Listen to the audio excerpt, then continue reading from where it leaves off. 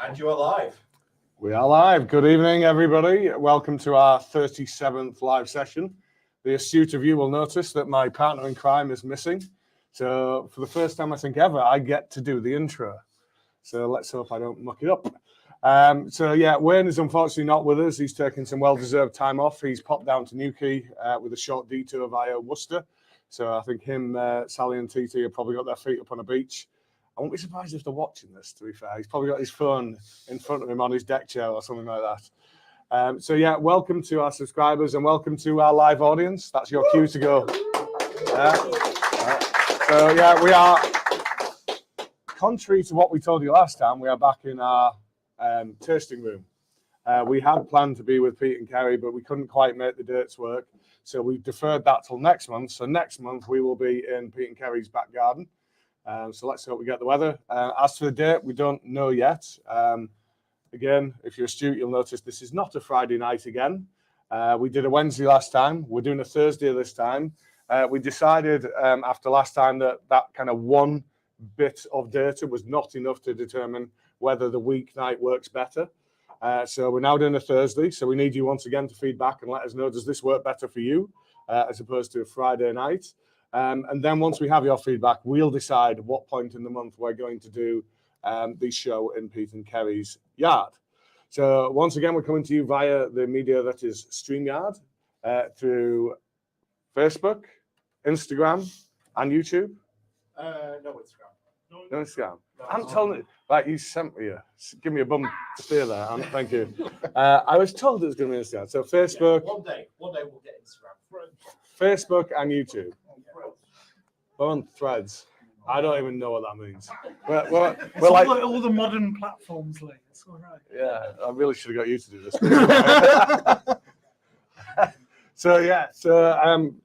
In place of Wayne, I have two people. It takes two people to replace Wayne.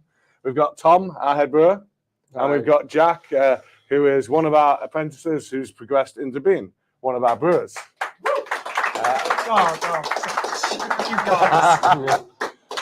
We'll also be rotating the guests with some of the guests from our team.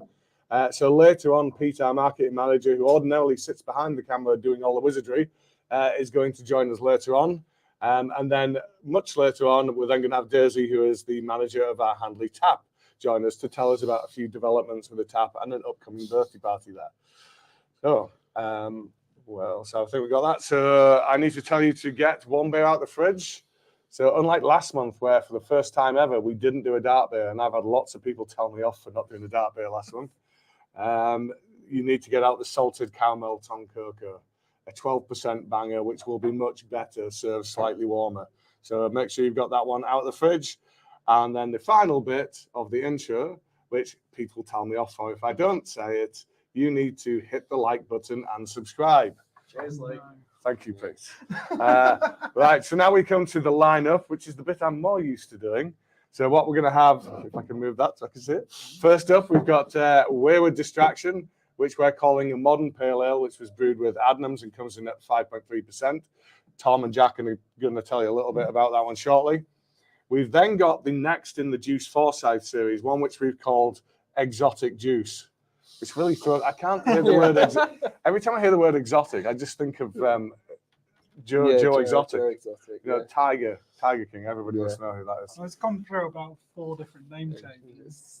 It's marketing. We'll come to that journey slightly later on. So we've done a new iteration. It comes in at the same ABV as the standard one at 5%, but this time we've gone with banana, guava, and mango.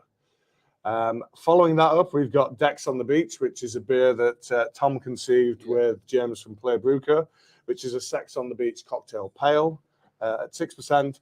And then we conclude with the aforementioned salted caramel Tonkoko at 12%.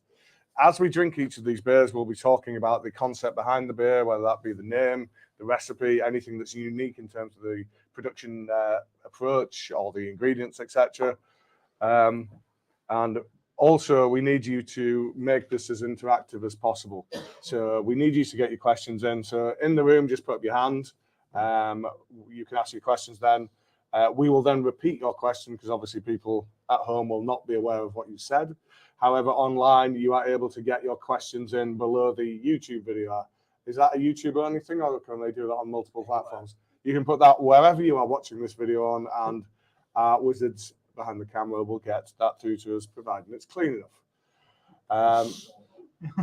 As we drink these beers, we're also going to be doing a specialist subject.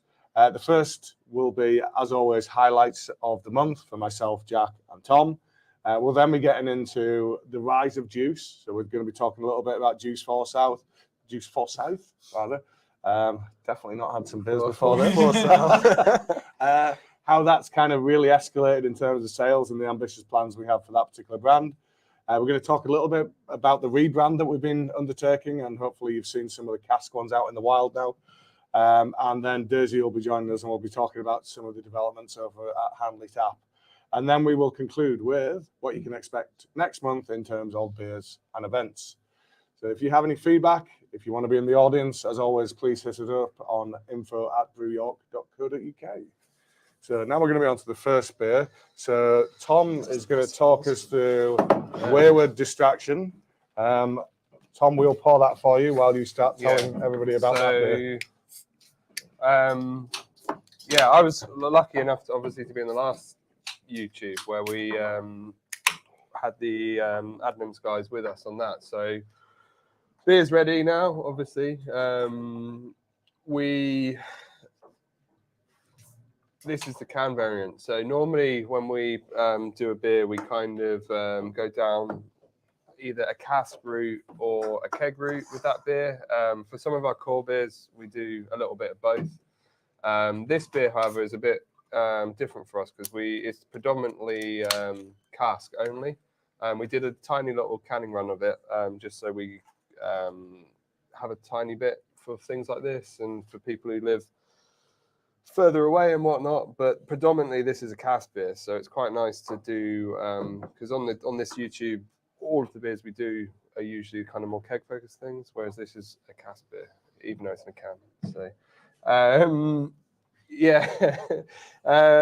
so I'm really happy with this. I know you're happy. Are you happy? I know, yeah, I love it. I've been knocking through back a fair few cans over the last few weeks. I think all of us in my team are super happy with this. So we make obviously a lot of different beers at Brew York, and this is kind of goes down the more kind of sort of traditional pale route. We had a lot of fun. Like Dan from Adnams came up, and we did a few little things on the fly on the brew day, which was nice. But the big thing with this beer is that we use Adnams yeast. So we were really lucky that they allowed us to use their yeast. So a lot of breweries are super protective of their yeast. Adnams, as you may, if you watched the last YouTube, you would have heard a lot more about it. But they basically got a few different strains of yeast, and they picked sort of two of them for that they run with. So this is class 3. So I think what they use is it class 1 and class 3? Yes. I don't know what class 2 is, but obviously that didn't make the cut. And so class 1 is kind of the bigger player in terms of the two yeasts that make up their strain.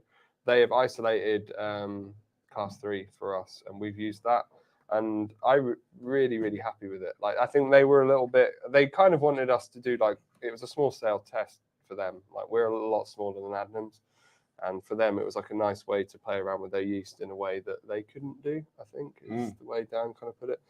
But their brew length is such, I think it's something like 150 hectoliters, or is it more? Which means, standard brew for them is about 300 casks. Yeah. That's not really a small experiment.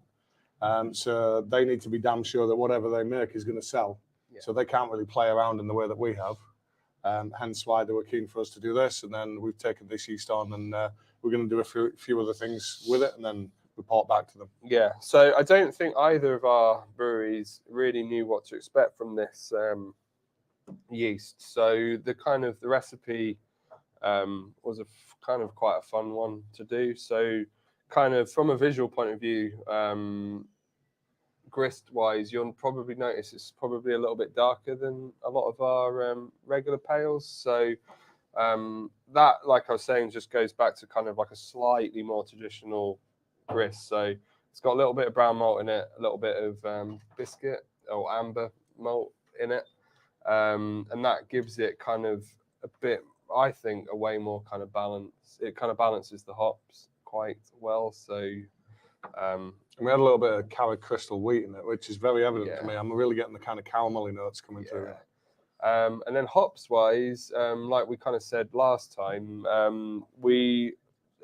Charles Farham, our UK hop supplier, kind of set us up with Adnams. So we used a kind of good chunk of Harlequin, which is a UK hop in hot side. And then it had a relatively small whirlpool of, it doesn't say it on here because this was a slight change that we made on the brew day, but had a bit of Idaho 7 in it as well, which I think it does actually say on the can, hopefully. So a tiny little whirlpool of Idaho 7, and then we split the whirlpool and put it in with the yeast. So we introduced yeast, hops with the yeast really early on to get kind of that kind of more modern, slightly bio transformation-y type thing going on. Then it had a load of cashmere mid-ferm. So it's by this point, it's already had 2 dry hops before it's even halfway through fermentation. And then we finished it with kind of a good chunk of mosaic. So it's kind of quite a traditional recipe, kind of hot side. And then kind of dry hop, it's got a pretty big, well, a relatively big dry hop in it. So, Sorry, and it was an interesting one because they'd never brewed with this yeast in isolation, so they could tell us what they thought was going to happen. Yeah. And in reality, we found it was a little bit different to that. Yeah. We were told there was a particular type of sugar it wouldn't ferment, and therefore it was supposed to finish fairly sweet. Fairly early on, we realized it was in fact fermenting that sugar, and it was going to finish up a little bit drier. But I actually like the way in which it's finished. I think the combination hops, the level of bitterness, suits a drier finish. Yeah, exactly. And like 5.3, I think for this, I don't know, like we called it a modern pale ale. Like take what you want from that. That's kind of I don't think you can kind of put this beer into a box. And It's beer, isn't it? it's just beer flavored beer. Beer flavored beer. Yeah. Can Jack come and work with you and market it? Yeah, no, but it's definitely, it's like proper beer. And like one of my favorite beers, like having grown up in and around London, is Fuller's Bengal Lancer. And this is kind of got, despite having loads of American hops in it, it is kind of like a slightly English IPA in a way, in terms of its kind of build, but with American hops, which doesn't make it an American IPA, if that kind of makes sense. And yeah, super happy with it. Name-wise, did we talk about the name last time? I can't remember. We did, but people have forgotten, so let's go over it again. So Wayward Distraction is a lyric from a Joy Division song called Isolation. The idea being that we've isolated one strain of Adnams house yeast, and the Wayward Distraction is obviously it's come up to us, so it's gone wayward, which I thought was quite nice. I really like the branding. I don't know if Ian Curtis's estate will, but yeah. Well, for once at least, someone whose image rights we've infringed upon is not around to sue us. Yeah. So, but for those of you, obviously it's the Ghost Ship colours as well, which is quite a nice little. And I really don't get what the hazard warnings herb's about, but I got outvoted on that. Other people really like that. Yeah. For me, that's just no, I quite like it. It's quite striking. Like we do a lot of really super colourful artwork, and I think having the kind of 2-colour thing is a little bit different for us, and I think it's pretty striking. So it looks really nice on the cask badges for it. Yeah. So what I would recommend for those of you that are drinking this is, and I can't even speak yet because I was super disappointed to see we've not actually released this beer on cask yet. So I was so excited about having a pint of this on cask this evening, but it's not out yet. So you'll have to wait till next week. But I think it's going to be a banger. Like it's so good in can. But yeah, I think Pete was saying to me earlier that we I can't even I can't read it all now, but apparently the blurb says it's supposed to be hazy. Is it? It's not. But it's definitely not. We went to a real big effort to make this a kind of nice, clear beer. So I think we missed that on proofing. I don't think we can lay that at your door, Pete. Oh no, we should have spotted that. This was always intended to be a very traditional bright beer. Yeah. So what do we think about working with the Adnams guys? It was a real honour, wasn't it? Yeah, it was I think I'd go as far as saying it was my favourite collab I've ever done, actually. Wow. Best that no one else is watching this time. Oh no, yeah, but I don't know. It's kind of I just had a real I don't know. Like I learned a lot from Dan, but we just had a fun day as well, and the dynamic was slightly different. That normally, if we have a collab, we'll take people out for beers the evening of. But Lee and I met up with them on a it was Sunday night, wasn't it? Yeah. Well, what had happened was they'd accidentally double booked themselves, so they had a collab on the Monday with Daya, I think it was. So they couldn't stay the night of the brew because they had to get back to do another brew. So they then instead came a day ahead, and we went and got them absolutely paralytic the day before the brew. And I think that was so because it was just kind of a bit not an icebreaker, but kind of like collabs are fun days, but you're kind of taking someone round. You have to get to know someone in a kind of work environment. Whereas if you're down the pub with someone, it's a lot quicker to get to know someone. So. And I would second that. It really was a good collab because not all collabs are equal. We, as Brew York, go into a collab with the ambition of learning something, whether that be a new technique, a new ingredient we've not worked before, maybe discovering a piece of equipment that we don't have that could be useful, etc. So there's always an ambition for us to get something out of that collab. And I think for this one, Adams were very like-minded. We had a very clear plan from the get-go when Dan and I had the conversation. It was, we've got something truly unique that we can do here that's not been done before. We're going to learn about their yeast and we're going to do it in our environment. Whereas there's been other collabs, and I'm not going to name names here. We've had things where people have come to us and said, we've got this beer in our core range. We think we should do a stronger version and put your logo on it. So how is that a collab? No, what exactly are we bringing to the party apart from our logo, from which you might sell a little bit more beer? Exactly. So for us, we as the brewers are going to get a lot more out of collabs where there's a true ambition, a true sense of achievement to what we're trying to do. So really happy with how this has turned out. Equally gutted that we couldn't try it on cast tonight. No, I know, definitely. But having said that, we were also given permission to reuse the yeast. So we've got something else brewing here at Warngate at the moment. Also cask only, that uses the same yeast. Not as kind of modern as this beer, but I think that will also be quite good. And it's got that will have nice brand. Hopefully have nice. So it has a nice name anyway. Sorry, we just had Daniel Sawyer pop up a comment, which is educating me. Apparently, the stripes might be a reference to the Hacienda Club, which was part of the scene in Manchester.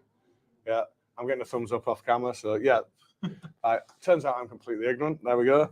The stripes have a purpose. It reflects the history of the Hacienda. Every day really is a school day. It is, absolutely. And that's why we like brewing, because every day literally is a school day. Right, so we're going to move on from that beer now and talk about our highlights of the last month. Can I do like a bit of a segue, since we're talking about good collabs? Go on then. And I've got that down on my script. So. Well, let's start out with you first then. So what has been your work highlights of the last month then? My work highlight, according to the Seamless, yeah. Absolutely seamless. So we had Divine Coffee in yesterday, making a beer with them. They were most delightful people, very engaged, very interested in learning about the process. It's something quite new for them, sort of trying to broaden their brand, essentially. So yeah, really nice guys. We're brewing a beer. How much can I talk about? I think you're going to talk about it later on. Let's just for now say it's a beer incorporating coffee. Yeah, it's a beer with coffee in it. As you might have guessed. would have been a bit of a. Not a coffee with beer in it. We Well, have maybe when we go over there. yeah. we are launching a new series of beers. You're going to drink the first of them later on tonight with us. At that point, we'll talk about the second in the series, which is what you brewed yesterday. Okay, Yeah. sorry, I'm getting far too. Divine Coffee, really nice guys. Go buy their coffee. Cool. And personally, we've had a bit of artistic license here, haven't we? Personally, what was your highlight of the last month? Not this. I'm not going to talk. You're About not gonna this. do I can that? talk about So that. it later. wasn't when you worked on the bar for us at Nottingham Craft Beer No, it wasn't when I worked on the bar. I was sure that would be it. Right. Because actually, that was work. No, it wasn't. If you enjoy it, you don't work a day in your life, Jack. Well, then this wasn't work either, was it? Go on, No, what was I did do Nottingham Craft Beer Festival. Excellent festival. Really, 100% recommend. Had a beautiful lager from Heist and Castle Rock, a New Zealand dry hop lager. Nice. Absolutely amazing. We sort of had a chain reaction through the team that someone came back with it, gave it to me, and was like, "Try that. It's amazing." I tried it. Immediately went over to their bar, got some, gave it to someone else who we were working with. Try that. It's amazing. They immediately went round and got it. It's just like the best summer beer. If you see that, buy it. But also buy Wayward Distraction. Nice, Jack. Nice. So what was actually your Well, highlight then? my actual personal highlight was me and my other half went to Sheffield last weekend, just for a little night away. Went to a few bars, went out for a nice dinner.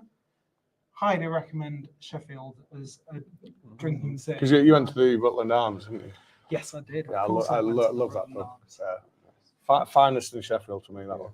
The chip butties there, best food. Just top tier pub food. You didn't have that before your meal out, though, did you? Yeah, well, we got there for like 2:00, so Okay. chip butty Right. at 2:00, and then meal out in the evening. Don't worry, I planned it out. Sounds like you have. Right, Tom, do you want to lead off with personal or work?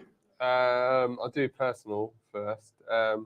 So I went down to these hills, like Beaks Festival, Beak Breweries Festival down near Brighton. So I grew up in Dorking. So Brighton's like sort of 35-40 minute drive away from. So kind of tied in going down to see my family and also did this beer festival. And it was really nice. Quite different from a lot of beer festivals. It was like literally in the middle of nowhere in a field. And yeah, had some good beer, kind of felt quite good about the beer that I'm making, which is great. I got to say that. That really is about what you're not saying now. Yeah, isn't it? exactly. No, I don't know. We're making some very, very good pale beer at the moment. And yeah, I don't know. Like, I've got to drink other people's beer and stuff. And arguably, that festival was the country's kind of best pale ale beer. And I felt quite good about what we're doing as well, which is always good. Like, the worst thing you want to do is go and be like, oh, why can't I make this? But I think we can. So that was good. Yeah, and then went to Brighton on Sunday and it absolutely pissed it down and had a lovely pub lunch with my mum my dad. It was Father's Day actually, and my dad was in Portugal by himself with his. It was kind of a pub. I went to the Ginger Pig, which is like a link to a butcher shop. But yes, that was nice. So went to see family on Father's Day, and Dad wasn't even there. So thumbs up to Dad. Yeah, and then work highlight. We finally got round as a production team only, which made everyone else in the company a bit grumpy, looking at the unit one people in the audience. I feel I should step in and apologise at this point. So apologies to anybody who wasn't included in that tasting. It was an impromptu last minute thing. Wasn't meant to exclude anyone. No, but we had a lovely, brilliant time without you. So, but no, we finally got around to drinking all the beers. So I'll put some Savlon on the wound. Yeah. And you'll throw some salt on it. But no, so obviously Wayne and Lee went to Florida. A little tiny not too long ago, but it feels It'll be about April. something like April, that. yeah. So we finally got around to sitting down as a team and drinking all of the kind of US stuff that they brought back, and yeah, it was eye opening. Like really, yeah. Like I I'm don't still know. thinking about that banana beer. I was just going to say to you both, what was the Oh, favourite God, one? I yeah, wasn't the- going to but lead you. I'm but gonna- No, that was absolutely insane. I've Yeah. never had a beer Yeah, like that. a banana smoothie sour that was as viscous as you would imagine something that was about 50% banana No, would be. exactly. I never ever use Untapped, but I put it on Untapped just to remember what it was. So Arcane Ale Works, BA Monster Jam, Banana Fosters, and yeah, it was insane. Which I acquired. If you imagine a little retail complex with a tiny little retail unit, and there's this brewery there, and they've got this little 4-barrel brewery out. Well, no, not even 4-barrel, probably smaller. Tiny little brewery out the back, and they're brewing it in plastic fermenters, as small as you could ever imagine. You wouldn't even think it was economically viable. They're pretty much selling to only the people that come to that shop. Best sours I've ever drunk in my entire life, and I've consumed a lot. Yeah, stunning what they were doing in that small space.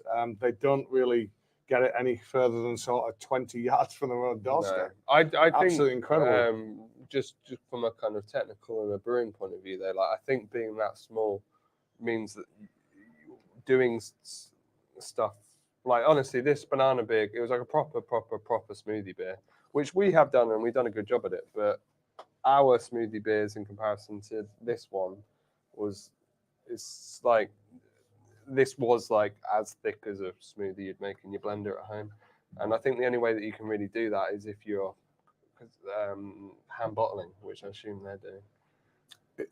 I definitely didn't see any fancy equipment, Yeah. so I can only assume. Yeah. And then you've got that element of control. And if you're hand bottling 750 or however, I don't know, it would be in ounces, wouldn't it? But big bottles of smoothie, banana smoothie, caramelly, sour beer, then I think. But yeah, it was very good. I did enjoy the fact that you opened the beers, poured yours out, and then as it went all the way around the circle and got to John, who was sitting next to you, his would be like a totally different beer from yours. Like it would be like pure fruit. Yeah, I'd get something that was a gentle haze, and, Yeah. and he got pea soup. Yeah.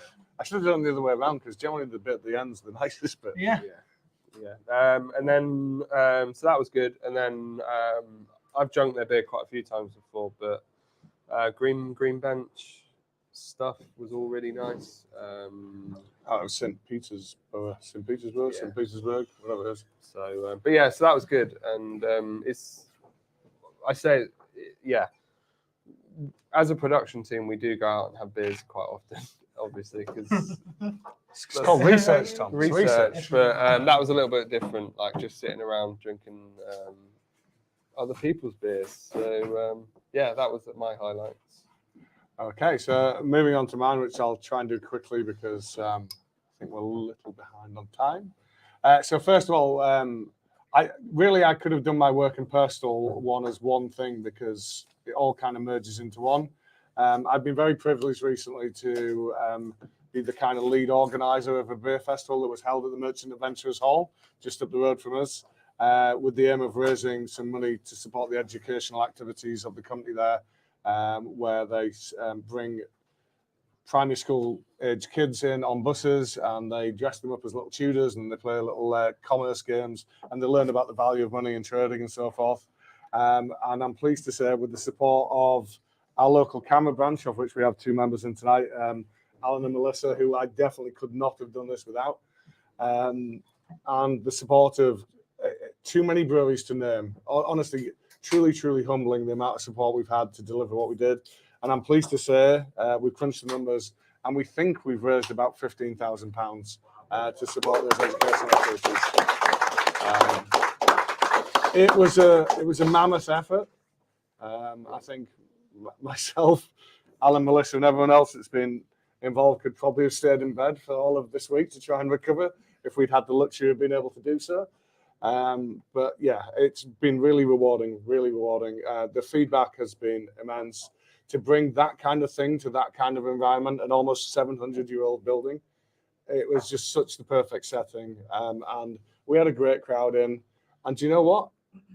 We gave out 1,300 glasses and nobody smashed one. That is literally the only. You know what? On the way home, definitely. The only beer festival I've ever been to where there was no smash glass. I incredible. will say, on the Thursday when you were setting up, I was sat in Fossgate Social watching you in the pissing rain run back and forward to your van and carry casks in. So, like, fair effort there. And I like the way you just sat there and watched me. Yeah. Thanks, dude. I was off the clock. Noted. I'll remember that come peer review time. And then personally, if I could add one other thing, as you might guess, I'm quite into my tattoos. And I'm rather lucky that York Tattoo Convention is held about 5 minutes from my doorstep. It's held in the bizarrest of locations. It's in New Earswick Bowling Club. And yeah, so once a year I get to go and have a wander around that. And my sister and my brother-in-law are really into their tattoos as well. So we get together and we have a little wander around, see all the different stands, see what people are doing. And my sister and my brother-in-law, Ben, they actually had some tattoos there.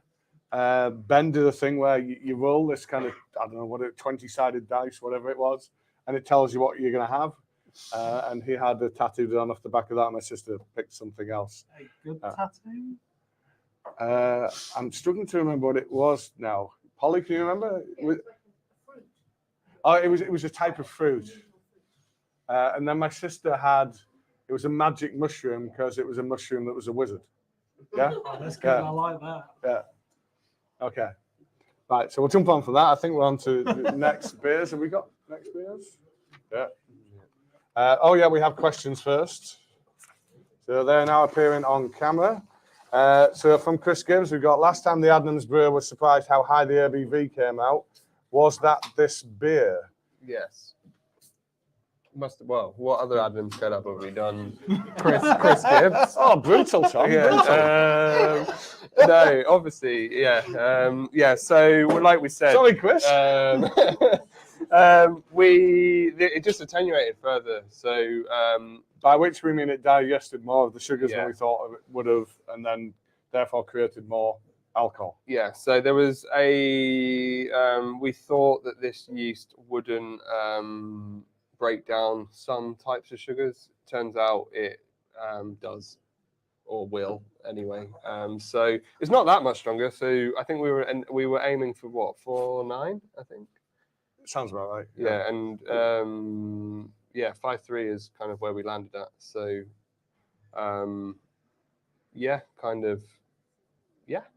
which I think is, I don't know, stronger is not always better, but I think it probably is in this case. Yeah, I think for many people, 5% is the kind of psychological barrier or psychological limit, isn't it? Yeah. So yeah, that's why we're targeting 4.9. Yeah. But yeah, 5.3 is not massively different. Yeah, exactly. Any more? No, any questions in the room? No. Right, we're going on to the next beer then. Unfortunately, we don't have the next beer. Am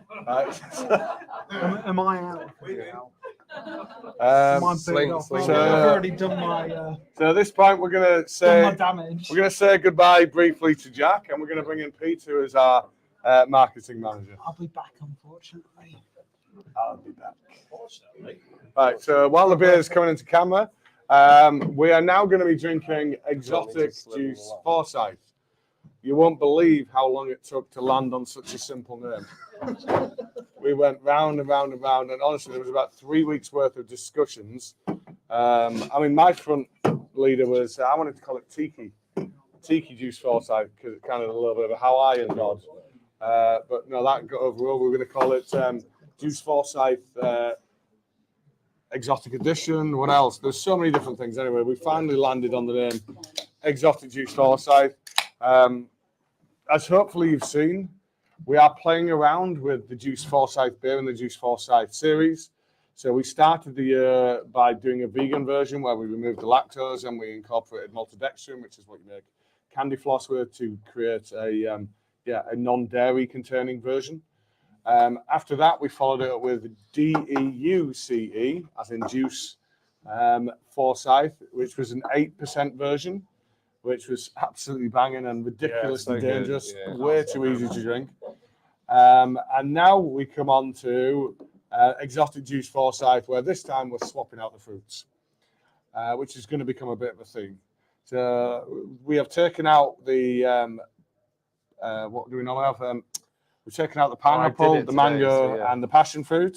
Although the mango remains, we now have guava, mango, and banana. So we, as I think we just highlighted with our recent discussion, have fallen in love a little bit with banana in beers. It's an ingredient we avoided for years, thinking that couldn't possibly work. We've drunk it in a few. It does work. So now we're going to sling it in everything. So we've got banana, mango, and guava in this particular one. And to give you a sneak preview, the next iteration we might get sued for, because we're going to call it Dark Fruits Juice Forsyth. But we're used to such legal battles, so I'm sure that will be fine. Because we've got the word order the right way around, we should be fine, I'm told, can't we? I think I would like the variants that we're about to do with Juice Forsyth. That's the one I'm most intrigued about. Like, is I think that's probably like one that's going to go like so beyond like what people think about Juice Forsyth. Yeah. It's going to be hard to tie it back to the origin, really. True, but I've already got the artwork in mind, so it's going to be good. Look forward to when we do that. Yeah. What I've learned about banana is that, like, not like hops, but it can be quite astringent when it's fresh. So we canned this how long ago? Like about a week ago now? Not that long, yeah. It was last week. It was the last thing that got packaged for this subscriber. Just having been in can for a week, it's way more, in a good way, banana-y. And like the banana beer that I was referencing from the American tasting was barrel aged. So someone was brave enough to put banana in a barrel for however long. And but it kind of makes sense because obviously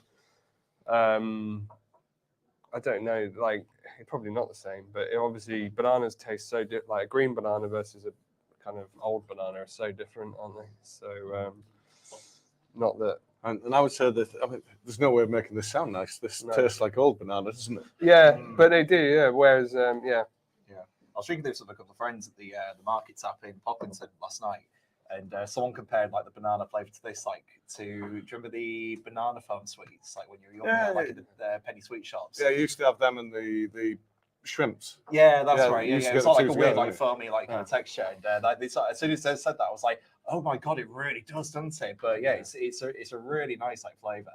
I also saw like immediately draw a comparison to this to Colour of Your Life we did recently as well. Yeah. Because again, I think that had banana prominently in that as well. That was the Funky Fluids. Yeah, that's right. For the birthday, yeah. That's right. I mean, I think like the way I saw like look at this is that it's a case of, because I mean that was quite a strong beer. That was like 7.5%, 8%. I think Colour of Your Life, maybe even stronger. But yeah, like this is like a really like nice like sessionable version of that. Yeah, really not. Another thing I sort of like notes about this is that it feels a little less sweeter than ordinary Juice Forsyth as well, which it's definitely not a bad thing. But yeah, I think it's quite a unique take on it as well. What I like about this, having drank it and now it's smoothed out, like Tom was referring to, is to me, I can tell this is a sister beer to Juice. It does taste like Juice, but with a slightly different profile. Yeah. Whereas I think, like you've already said, how on earth are we going to do that with a dark fruits one? That's probably not going to be possible. Yeah. It's like I think I said this last time when I was on, but 90% of the beer that I make or we make as a team, like I try every single beer we make, obviously, but I always try it at the point of packaging when it's we come back to beers, and every time I come back to a beer, it's kind of they develop and they do get better. And like, I think kind of there's this obviously drink beer fresh, like definitely drink beer fresh, but don't like there's no point. I don't know. You see some breweries who are like canned 2 days ago, and it's like brilliant. Like you're just gonna get a really sore throat because you're gonna get hot burn and stuff like that. And like, I think kind of actually we're pretty, without getting too technical type thing, like we are pretty good at kind of having like a bit of a QC hold on beers where we don't send them out until we're happy with them and whatnot. And kind of this is the first time that I've had this beer since we packaged it a week ago. So, and it's so much different in a good way. So. Yeah, I think kind of what you're saying is that there's certain breweries which we're not going to be so rude as to name, where they'll sell them to you, but they're probably hoping that you're going to sit on them for a couple of weeks before you drink them. Because if you do drink them on day one, you're going to get that kind of burning throat sensation thing. Yeah, well, exactly. And like before we before we got here, I had a can of Lupu straight off the line, and that's that's one of our core beers, which I know through and through what it tastes like. This one here. Yeah, but It's supposed to be quite interesting because I'm sure there's probably a lot of people who like subscribe to us that may have like quite older versions of like our beers, maybe still sit in the back of a cupboard. But I wonder like if there's any like beers out there that you've sort of like tried later on, like whether that be months or maybe even years. Me and Ant do check Untappd, and we do see people like drinking beers like years after they originally came out. But what was that one we saw? It was only today. there was one just this morning. Yeah, we did the Survivor Series one. Yeah. So yeah, we did 5 different beers in. Well, it would have been for the birthday, which was April 2021. I know it wasn't for the birthday. It was right. Okay, so about May 2021. So we're talking 2 years, 3 months ish. Yeah. And yeah, someone had drunk one today, and I mean, fair play to them. They give it like 4 out of 5. Yeah. And said it was still tasting great. Yeah. I'm not sure I believe them, but anyway. But yeah, if there's any of our beers that you think have aged with perfection, let us know in the comments below. Mm. Yeah. And if you don't think that, keep your opinions to yourself. Yeah, exactly. But no.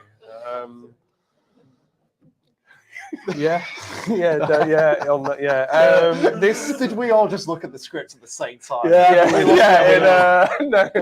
Very professionals. Yeah. No, well, I know what script we're supposed to do next. So we're going to talk a little bit about the rise of Juice, as we call it. So Juice Forsyth first started out in our range as a session IPA. So just a low strength, hoppy beer, and we thought we had a great name. We did have a great name, and we had a great brand. But the first beer that we released, we didn't think lived up to the name. It was okay. It certainly wasn't what you would call juicy.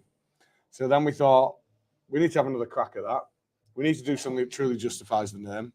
So we elevated the ABV a little bit, and we whacked in some pineapple and some mango and some passion fruit, so it would truly justify the name Juice Forsyth.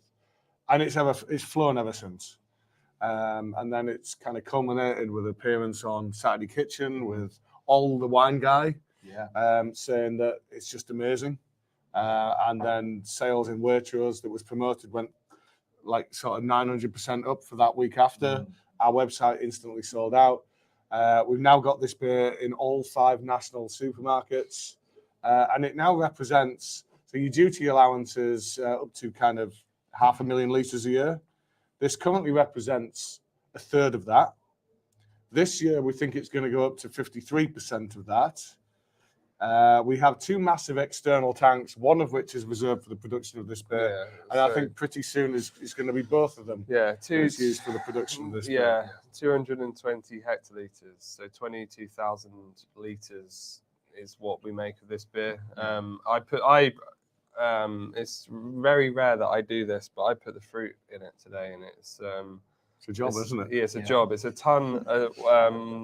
Basically a ton of pineapple, half a ton of mango, and a mere 100 kilos of passion fruit. Like these are huge numbers, and like to sort of like put it into like more perspective. Like the reality is as it currently stands, like a pint of Juice Forsyth is sold every 2 minutes in the UK right now. Like that is incredible to sort of like put into like perspective. Yeah, well, when I come to those numbers, I actually went through and did the calculation again, and I did it again. I went, no, we are actually selling a pint every 2 minutes. And in that time, people have drunk 6 pints of Juice Forsyth. And that's where we are right now, and where we expect to be by the end of the year. It's going to be a pint every 67 seconds. Yeah. So we're almost a pint a minute for this beer. Yeah. It's incredible. So yeah, absolutely incredible rise, and we now have to contract the fruit for this. So we have to arrange with a supplier in advance to make sure that they have sufficient fruit available to us. We secure a year's worth, and next year there will be 19 tons of pineapple and mango acquired to go into this one beer. Yeah. And I'm actually thinking, have I ordered enough? Yeah, well, because like I said, it's a ton of pineapple alone per brew. So, and this is quite nice as well because I feel like the only times we ever talk about Juice Forsyth is when we've like so far like done like these like variations of Juice Forsyth this year, like when we did the vegan version, when we did the Deuce with a D Forsyth. I feel like I always need to say that just to clarify with a D. But yeah, I mean, as we've sort of alluded to there, it is like our flagship beer, and like we just don't really talk about it as much as we probably should on this format. But yeah, I think things are about to change with that. Yeah, not entirely inspired by, but I was having a conversation with Clint, who owns the local rugby club, and he's kind of a marketing specialist. And he said to me, "What proportion of your overall sales is that beer?" And we said, "Oh, it's this proportion." He said, "What proportion of your marketing budget goes towards that beer?" And we're like, "Oh yeah, okay, see your point." So now we're kind of pivoting, and we're now going to do a big focus on promoting this beer, because what we've achieved so far has come entirely organically. We're not pushing this beer, but we think we have a fantastic product here that is worth pushing. So we're going to be doing a campaign from this summer, which we are calling The Summer of Juice. Oh yeah. See what we did there. That's it. But no, it's a really exciting campaign, and I think this is probably the first time that we've ever like really shone a spotlight onto Juice Forsyth as a beer, and yeah, quite rightly so. And like from what we've got planned, like Rachel, Penn Marketer, who's appeared on this podcast quite a few times before, like we've got some really cool like campaigns. We've got some really good competition. We've got one really good competition. I'm not going to give too much away about it so far, but like seriously, like if you're not subscribed to our socials at the minute, please keep an eye out because this prize is effing huge. What's our social media handle? Oh, it is Brew York Beer. There we go. Yeah, that's it. Now on Threads. We've mentioned that before. We literally only just subscribed to that today. Yeah, I didn't know this morning until Lance told me about it. And this competition's so incognito. I have no idea what he's talking about. No, yeah. Oh well. Watch this space, all I can say. But yeah, it's what we are leading with at the minute. Oh, Ant is pointing furiously at the screen. Oh God, yeah. If I would love another big tank, please get me another big tank. Yeah. Because,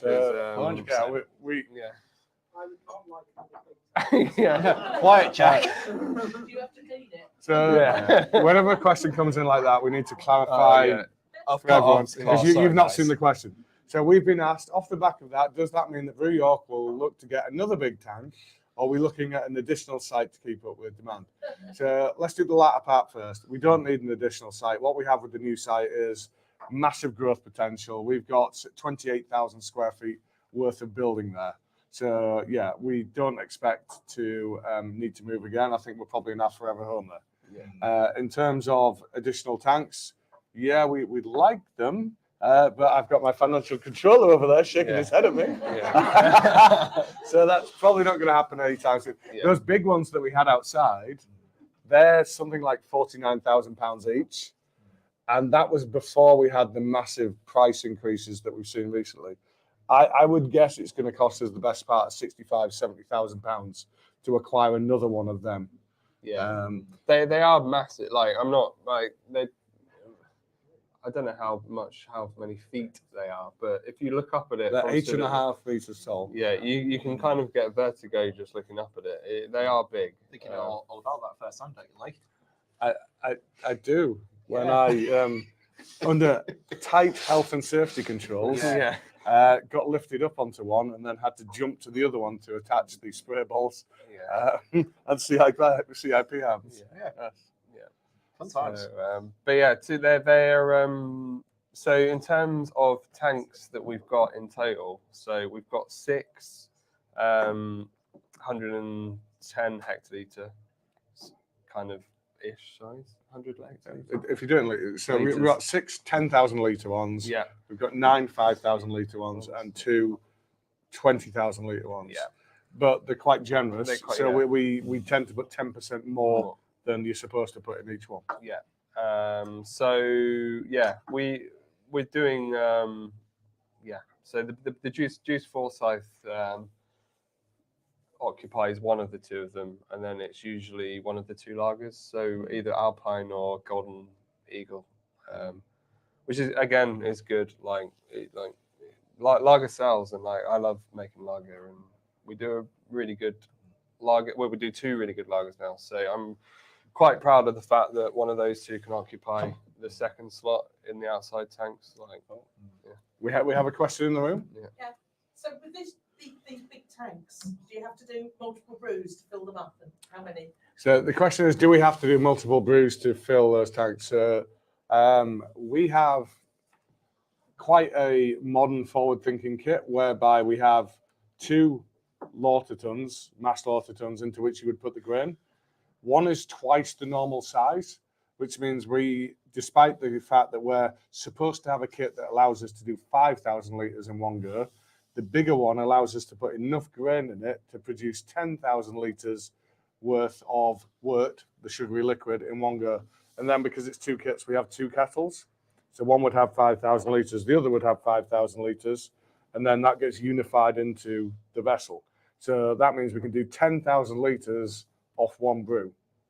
And then the day after, we'd come back and we would do another 10,000 litres, and then that's our lager done, or that's our Juice Forsyth done. yeah, exactly. Like we're from a capacity point of view, we're quite we're definitely good from a brew length kind of point. Like we can make a lot more beer than we probably have room for at the moment, which is a good place to be. Like Jack will agree with me that we're not currently brewing all hours of the day, and that's a real privilege as a brewer not to have to do that. So we're super lucky that we don't do that. We were lucky in that at the start of the pandemic, it was shit, quite frankly. But then it started to be good. People were drinking at home and they were drinking in massive volume. It gave us the confidence to take out some big loans. And we acquired a kit that was so far beyond what we had here, it was untrue. And being the greedy buggers that myself and Wayne, now we've got 2 of them. And the capability that has given us really isn't about today. It's about what that will ultimately be able to do. And the idea is that it's supposed to be labour serving. It's supposed to allow our brewers to do what we do in the most efficient, non-labour generating way. Quite a lot of our packaging team are in the audience though. They still have to pack all of this beer. So as much as us brewers, or I'm really lucky enough that I don't actually have to make any of the beer anymore. But the brewers got it lucky because they can make 100 heck of beer in a day.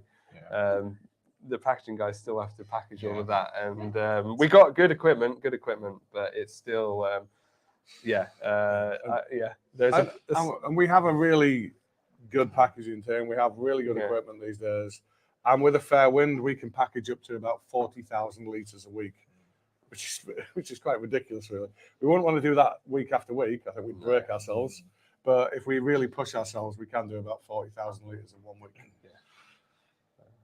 Okay, so Pete. Oh yeah, go ahead. Regarding your, you say the Juice Forsyth in the lobster, 4 or 5 months. Yeah. Is it regional up north? Because I'm Right. guessing, I know how it works. Yeah. You're into the northern ones and in the southern. So the question we've been asked off camera is, for the supermarket listings that we have, is it regional? So yes, for Tesco's. For Tesco's, we are only in the north of the country. So I guess Liverpool up to kind of Berwick or wherever. For every other one, national. So Because it shows on I actually looked at the site, but you show Asda, Morrison's and Waitrose as being. yeah, no, Asda, Morrison's, Waitrose, Sainsbury's, national distribution for that beer, and in each of those, a number of other beers. But for Tesco, we have that and our low alcohol one, low rider, but only in northern stores. But Tesco's is the harder nut to crack, and that's kind of the way that they let you in the door. If you do really well in your region, then you may well progress to national. So yeah, we're hoping that will come in time. Yeah. I don't know if it still hits you guys, but like every now and then, like if I'm like elsewhere in the country and I go into like one of these like big supermarkets and see like one of our beers on the shelf, it still blows my mind. So like knowing like the origins of where that can like came from. Like, I factory in York, it's like it still blows my mind. Oh, try like walking into a supermarket in Norway and going, yeah, holy shit. I I suppose like kind of what I do, like well, I see photographs of like, especially like the beers where we sort of export them abroad as well, like seeing them on the supermarket shelf, like somewhere in Norway or like elsewhere. It's like that's still like blows my mind to sort of like see like the journey, like what we're creating here in York is like going global. It's incredible. You met my friend Danny earlier, and he lives in Singapore. Yeah. And he's been to like hawker markets in Singapore where they've got these really small niche craft beer bars, and our beers turned up in these bars. Yeah. Which is absolutely insane. Yeah. It's insane to think. With no market at all. Yes. Yeah. Well, we need to up it. And that's when we don't try. Yeah. Think what can we do when we start? So speaking of that, Pete, why don't you give us a little update on where we've got to with the rebrand activity? Yeah. So for those of you that are not aware, we hadn't rebranded in about 7 years, and we've been having a long, hard look at what we've been doing. And we started out with the cask range, and Pete's going to share a little bit of detail about where we've got to with that and how it's been received. Yeah, because we made this announcement in like the past month or so. Those of you again who follow us on socials, check the website. Like you would have seen that like we announced at the start of last month that we were going to start this rebrand like for Brew York. And as Lee says, like it's been probably a long time coming. It's been like 7 years like since we've touched like the Brew York branding. And I mean, a lot of questions that we had like since then was, why are you now like choosing to do this now? And having worked in marketing for quite a few years for quite a few companies, like one of the main reasons like why brands like choose to do this is because usually there's an adaptation in the market like to do so, like in the environment that you're operating in. And it probably comes as no surprise that like, I mean, look what happened in about 3-4 years ago. Like COVID was a huge like impact, like not just for us, but like for not just the craft beer industry, but for every industry. And like we didn't just walk into the office one day and think, hey, let's just completely change the Brew York brand. Like this has been like a real like tactical like decision to do. And as I said, I think like given the circumstances of the market right now, the challenges that we are facing as a craft beer brewery in the industry, now is the right time to do it. But yeah, we announced this at the start of last month, and as Anne is expertly about to do and put it on screen, we started off with what we are now calling the signature cask range. So there's certainly 3 on there, which I hope you recognise. It'll be hard for you to see, but sorry, apologies to people actually for anyone in the room. Now. There we go. If you've not seen it already, there we go. But yeah, we announced this, and we sort of like partnered this with like the launch of like what we are referring to as the first stage of our rebranding with what we are calling our signature cask range. I say signature, that's again a new terminology in itself because it's what we used to refer to as core. This is what we are going to refer to as our other like core beers, which you might not necessarily see on cask. Juice Forsyth, Rhubarb Streisand. In the long term, these will become also signature beers with that. But yeah, I think the cask beers in particular, I think this is a really interesting one to start with because I think whilst we are probably more predominantly known for like the more craft side of things, like the canned beers, the real like quirky special beers that we do, like I think it was really interesting to sort of like almost go back to our roots a little bit and like start off with like the signature cask range.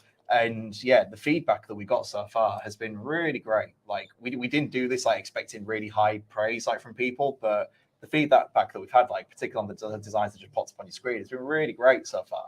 And especially like elements that we really considered in the design of those casks, people are sort of recognizing as well. So things like I don't know if Anne can pop it back up on screen again, but popping up the actual and there they are. There it is. The style of the beers, having them like really up front there in big bold capitals in the forefront of the design. That's what people want to see like on their cask beers, and yeah, people are recognizing that. And as I say, Rachel, our head of marketing, she literally tagged me on LinkedIn earlier this week, and we've been mentioning a couple of podcasts. And again, people singing our praises for how much like these have been well received so far. Yeah. So yeah, like touch wood, we are going to continue seeing some more praise when we continue with this rebrand because yeah, we've started off strong, but I think phase 2 is where things are going to get really, really interesting. Yeah. So to make it clear, our ambition with this rebrand was to make our product bolder and more legible, either across the bar or on the shelf. When we entered the market 7 years ago, it was kind of congested, but not as we know it today. So we invested heavily in marketing back there and branding. And did okay. We got in a few supermarkets. We sold a few beers. But these days, you see our beer on a supermarket shelf, and it doesn't really stand out. It's hard to read what it is. It's got that like band that makes you tilt your head like that to read it and see what it is. Yeah. And you have to get up real close to be Yeah. able to tell what it is anyway. Yeah, So, I've always loved it. Like, the actual Brew York logo on that central tab is no bigger than the size of your thumbnail. It's Absolutely. So some of the focuses was to bring the brand more front and center, which is quite common with a rebrand. You've established your brand now. You now want to kind of make it run. And then we realized that, as Pete was saying, people in the market, that they understand styles now. They know what types of beers are out there, and they want to order by the names of those styles. So we've made it so you can order your pale, you can order your blonde, you can order your bitter, you can order your stout, whatever that might be. And it's about creating much more legibility, and like Pete said, the acclaim that this has got has been really, really overwhelming. Ordinarily, you put out a press release that says we've done a rebrand, and it gets filed in the junk box of most people's email accounts. But we've had some of the major players in the industry actually say things like, I ordinarily wouldn't respond to this kind of thing, but Brew York have absolutely hit the nail on the head with this. This is what the consumer wants. They want to know what they're drinking. They want to know what it's going to taste like, and they want to know what the ABV is. And we've put all of that front and center. And then the second bit to that is, well, that product has a name, and there's some artwork with it. Yeah, I think like the real big thing for me with the branding, that on a personal level that I like, is it's very, very, the new cast branding is like super timeless. So it kind of slightly harks back to more kind of traditional cast branding, which I'm a fan of anyway. But like when you look at it could be in any pub and it would fit in and it would look good and people would see it type thing. It's not kind of, well, we are in the craft space kind of thing, but for me it looks like beer, and that's at the end of the day that's what we're doing, is we're making beer. Like branding's such a huge part of kind of where we are anyway, but you can tell very much that all of the beers have still got their names as well. I think that's worth mentioning. So Karma Chameleon, still Karma Chameleon. Fennec is our newest one, which is the blonde. Tonkoko is still Tonkoko, and Maris is still Maris the Otter. But it says obviously pale, blonde, milk stout, and that's bitter. And that's definitely something worth noting as well, because I know we had like spoken about this in person with a few of the subscribers at like previous subscriber events, like the birthday bash and at the event back in January as well. And I know when we initially like suggested that we were going to be doing this rebrand, there were a few voices of concerns, and quite rightly so. Like especially the people who are most likely watching tonight, we have got some really die-hard and really like loyal fans of Brew York, and that's understandable. Like I think with any brand like ours, like there's always going to be like that associated brand loyalty with things like that. But I suppose at the same time, we just really want to reassure people that we're not reinventing the wheel here. We're not going like radically away from the aspects that make the Brew York brand Brew York. I think we've been fairly sensitive in our approach. I think although it is for the cask a bit of a leap, it is still undoubtedly Brew York. It's very identifiably Brew York, and that's what we're going to do with the cans. And we can't share too much about that yet. But we can tell you that banner down the middle is going. That is not an easy way of reading what we're trying to sell you. So the brand will be bigger. What you are trying to purchase, you'll have a better understanding of. So that's all we can really say at this point in time. But one of the ambitions of what we're trying to do at the minute is to give greater distinction to the various different things that we do. So we have core, or as we're calling it now, signature cask. We're then going to have signature can/keg. And then beyond that, we're going to have a number of other ranges. Do you want to talk us through those, Pete? Yeah, sure. So again, this is where, I mean, probably another thing to just note before this is that as much as I would love to wave my magical marketing wand right now and make all these changes happen overnight, this is going to be a long process to do this. Which is why we are taking this in like phases. Like phase one being what we've just launched with the casks. Phase two will be the new brand on the signature cans. Then he said core cans, but still getting used to that myself. And to be fair, even with that, chances are we're probably going to be doing that in groups of cans, because anyone who came to our birthday bash, you've probably seen the many cans of Lupu Line and Time Traveling Taxi we've got stacked up. We can't really redesign that until we get through those. So if there was ever a time to stock up on Lupu and Time Traveling, that would be a good time to do so. But yeah. If you want about 6,000 cans each, it really helps. We might do you a discount. But yeah, anyway, beyond that, yeah. So once we go through the launch of the designs of the new signature signature cans, that is when we're going to be looking into what we're going to be calling special editions. So again, this is going to be like special edition variations of like beers that you're already well familiar with. There will also be like exotic, exactly like what we're drinking tonight. Yeah. And again, it's like we will have a really distinct kind of like design template that will be linked to the beers that fall within that series. And we will also have new releases. So that series will be just like brand new recipes. So, try to think what the newest new recipe we did recently. Probably.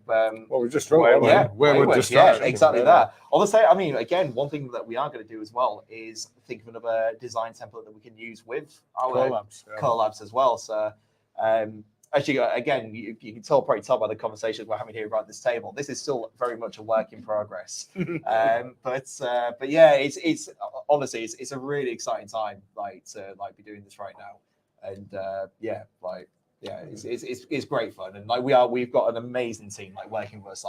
As I've already mentioned, Rachel is heading up this project, but we're also working really closely with Owen and the guys at United by Design. I think we've name dropped Owen quite a few times on this show before, but yeah, him and his team. That reminds me, I was supposed to do a shout out to someone. Nell Joe. There we go. Joe's our warehouse manager. Yeah, he's also not in this room right now. But Owen and the guys at United by Design, they're literally on the floor above us right now here at Warmgate, and probably not right now. Not right now. No. There we go. But no, the Brew York wouldn't be Brew York if it wasn't for the guys there. They are so heavily involved with the Brew York brand, and the guys do a fantastic job, and they've been really amazing as part of this rebrand as well. So you missed a couple off. So if I could just do a quick recap, so there will be Signature, which will be what we formerly called Core in can. There will be new releases, so that could incorporate collabs, any new beer that we opt to release. There'll be special editions, which is where we take an established beer and we take it in a slightly different way. There will be remasters, which is something we've released before, and then we bring it back. Like Kirsch Russell, that would have its own unique identity. Hint. And then we're going to have something called. Then we're going to have something that we're going to call Warmgate Works, which is beers that are produced exclusively here in this site in small batches, predominantly going to be cask, could occasionally be keg. Yeah. As I've already said, this is a huge project that we've sort of undertaken on ourselves, and it's going to take not a super long time, but it's going to be in many multiple phases. It's going to take us the best part of the remainder of the year, I would say, to land all this. But hey ho. I've noticed a lot of people in this room have empty glasses, so I think that's probably a good sign to move on to. And we have a question that's come in. So, in addition to the blonde, can we expect to see more cask beer, e.g., a porter and/or a mild? Yeah. So, not in the core range, but I think you've hit on a very clear trend in the modern market, which is for us craft players to do the traditional thing, particularly on cask. Yeah, exactly. Lee and I have got a massive list of kind of more traditional stuff that we want to do. So if and when we get the time, you'll probably definitely see that kind of thing come out. Next one, we got Ian here up in Newcastle. Brew Up Beer, given how wonderful the Vice was last month, any plans for more German beers? Marzahn, Kalsch, Alt Beer, etc. Some amazing beers in Germany, and would love to see what you can do with these. So I haven't actually told the team this yet, but we are in negotiations with the company that runs York's Oktoberfest. And if things go to plan, we will be doing a number of German traditional styles to be exclusively served at that festival. That's Yeah. awesome. And yeah, I think I kind of said earlier, but I really like brewing that kind of thing, so I'd definitely be up for that. I've done a lot of Kolsch in my time, so yeah, I'd like to do that again. And I was chatting with Simon from Real Ale Craft Beer yesterday, and we kind of went around the houses in terms of a number of things that we wanted to do. And I mentioned the possibility of us being at this Oktoberfest, and he wants to collab with us on a Helles. So I think we might. It'll be the first lager beer that Simon / Real Ale Craft Beer has done, and the ambition would be for it to launch at Leeds International Beer Festival, but then be part of what we would serve at York's Oktoberfest. No, Certainly. Yeah. Peter Riley of Pete and Kerry firm. We're going to Leeds International Beer Festival at Kirkstall Abbey this year on the Saturday. Can you ask the panel whether they recommend the afternoon or the evening session? Which day though? Right. Saturday. He did say. On Saturday. Well, if you want to talk to me at a point when I will remember talking to you, I would recommend the afternoon. Yeah. Failing that, go for the evening. I would always recommend for any beer festival go to the afternoon session, because you can drink as much as you want at it, and then if you want to drink more, you can go somewhere else after. Yeah. And top Or you tip, can just go to bed early, which Yeah. is always nice. that's it. And top tip, like as a lot of Whoever people, does that. No Yeah. one. Yeah. I say there's a lot of people like sort of our own like birthday party. Like I'm not saying this is a guarantee, but some festivals, if you get an afternoon ticket, they may let you stay around for the evening session as well. So you can certainly get your money's worth. But to add to Tom's top tip there, like I'd say like with any beer festival, get there as early as you can, like on the first day for the first session, because you know it comes as no surprise, but the best beers will be the ones that sell out the first. So yeah, I say get there as early as you can. So, some good advice there, Pete. Yeah. Any more questions, or are we on to the next beer? Right. Beer. So We have these beers. Tom, you talk. I'll pour that for you. Right, so again, from last time I was on this, the kind of double whammy. So as well as Adnams, we also did a collab with Play. So James and I worked together on this with Nadia, actually. So Nadia's on holiday in Greece, I believe. But so Nadia's one of our brewers, and her and I sat down and looked at the recipe for this one. So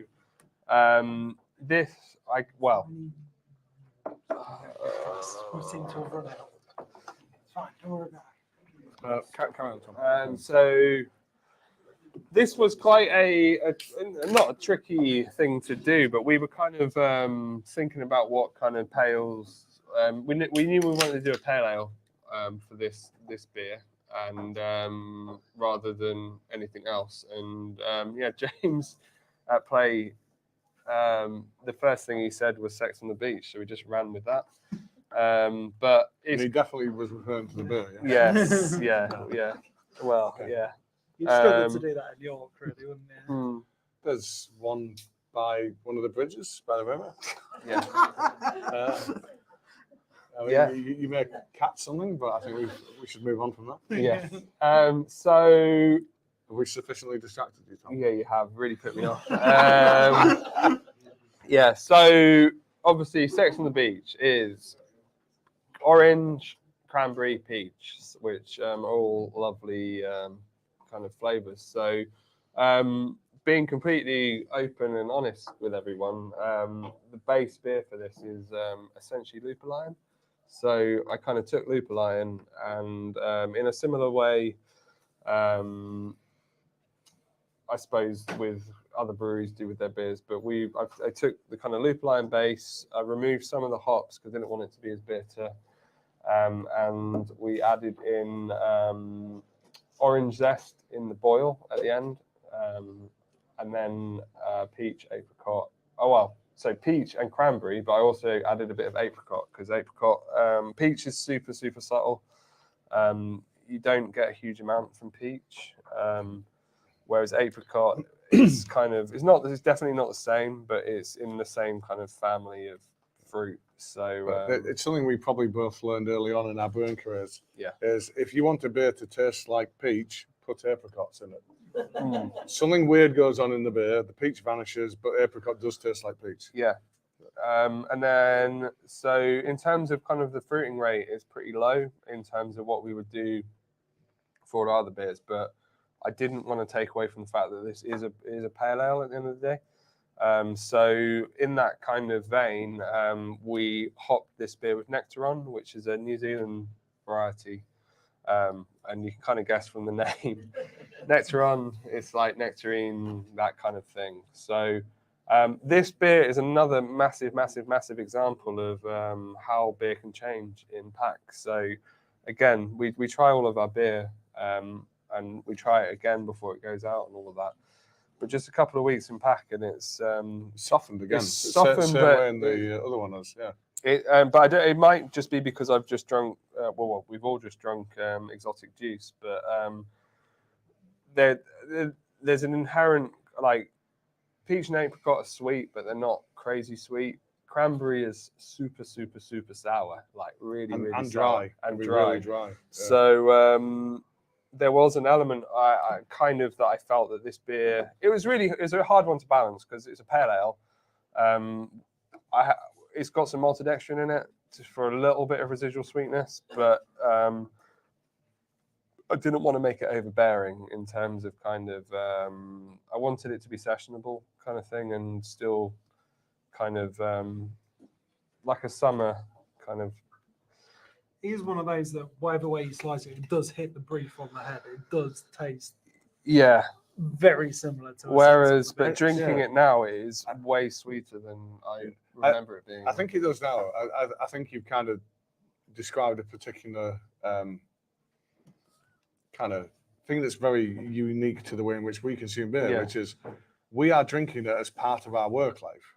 We consume it on a day, not in this kind of environment, not in a social environment, not to kind of enjoy ourselves, not to get drunk, just to critique the beer. And when we drink it at that point in time, I think we've got a slightly different mindset. And I, at that point in time, I thought it was good beer. Yeah. I didn't think it was necessarily what we set out to create. I didn't think it was as much on brief for the cocktail. No. Whereas I drink it now and I'm like, that is kind of like a sex on the beach Yeah, cocktail. no, it is, yeah. It's funny where you say when you drink it in the brewery there, you're always at your most hypercritical of it. Yeah. Like, you want to make it better. You want this to be the best. Absolutely. Beer that we've ever put out every single And time. like being So- completely kind of, I don't know, kind of candid, I suppose, is we've worked with Cranberry before, but only in the kind of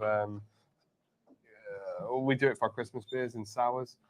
So this is the first time I've used Cranberry in a non-sour sense, and as soon as we added that Cranberry, I had a bit of a panic that I might have gone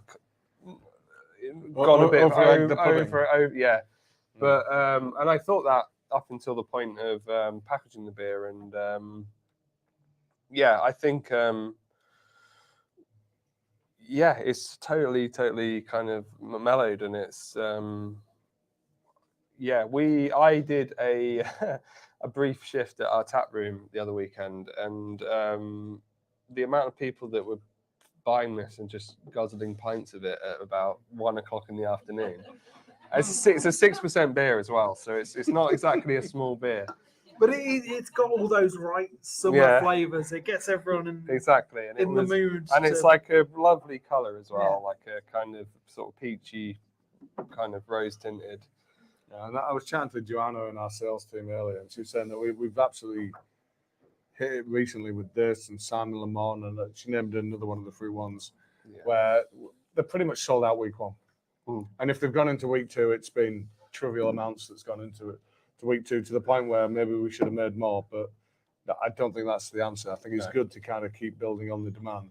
Yeah, exactly. And like, I think another thing, I've just been prompted by this, but obviously going back to the whole kind of maltodextrin thing is that does mean it's vegan, so it is pretty accessible as well. And I'm super happy with the level of sweetness on that, actually, for me now. And like, I think like exotic juice that we just had is a lot sweeter, and that's probably kind of slightly curbing it. But I think this is what kind of beer is supposed to be about, and especially beers like this. Like you it's quite an easy beer to go from one to the other type thing. But I mean, on the point of maltodextrin and inclusivity, so we've made a conscious decision as a brewery to not stop our use of lactose, but to give thought to our use of lactose. It doesn't always have to be the fallback answer.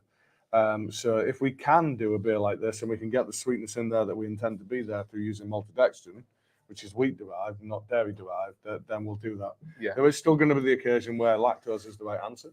Yeah. But we're going to make sure that's not the fallback all the time. No.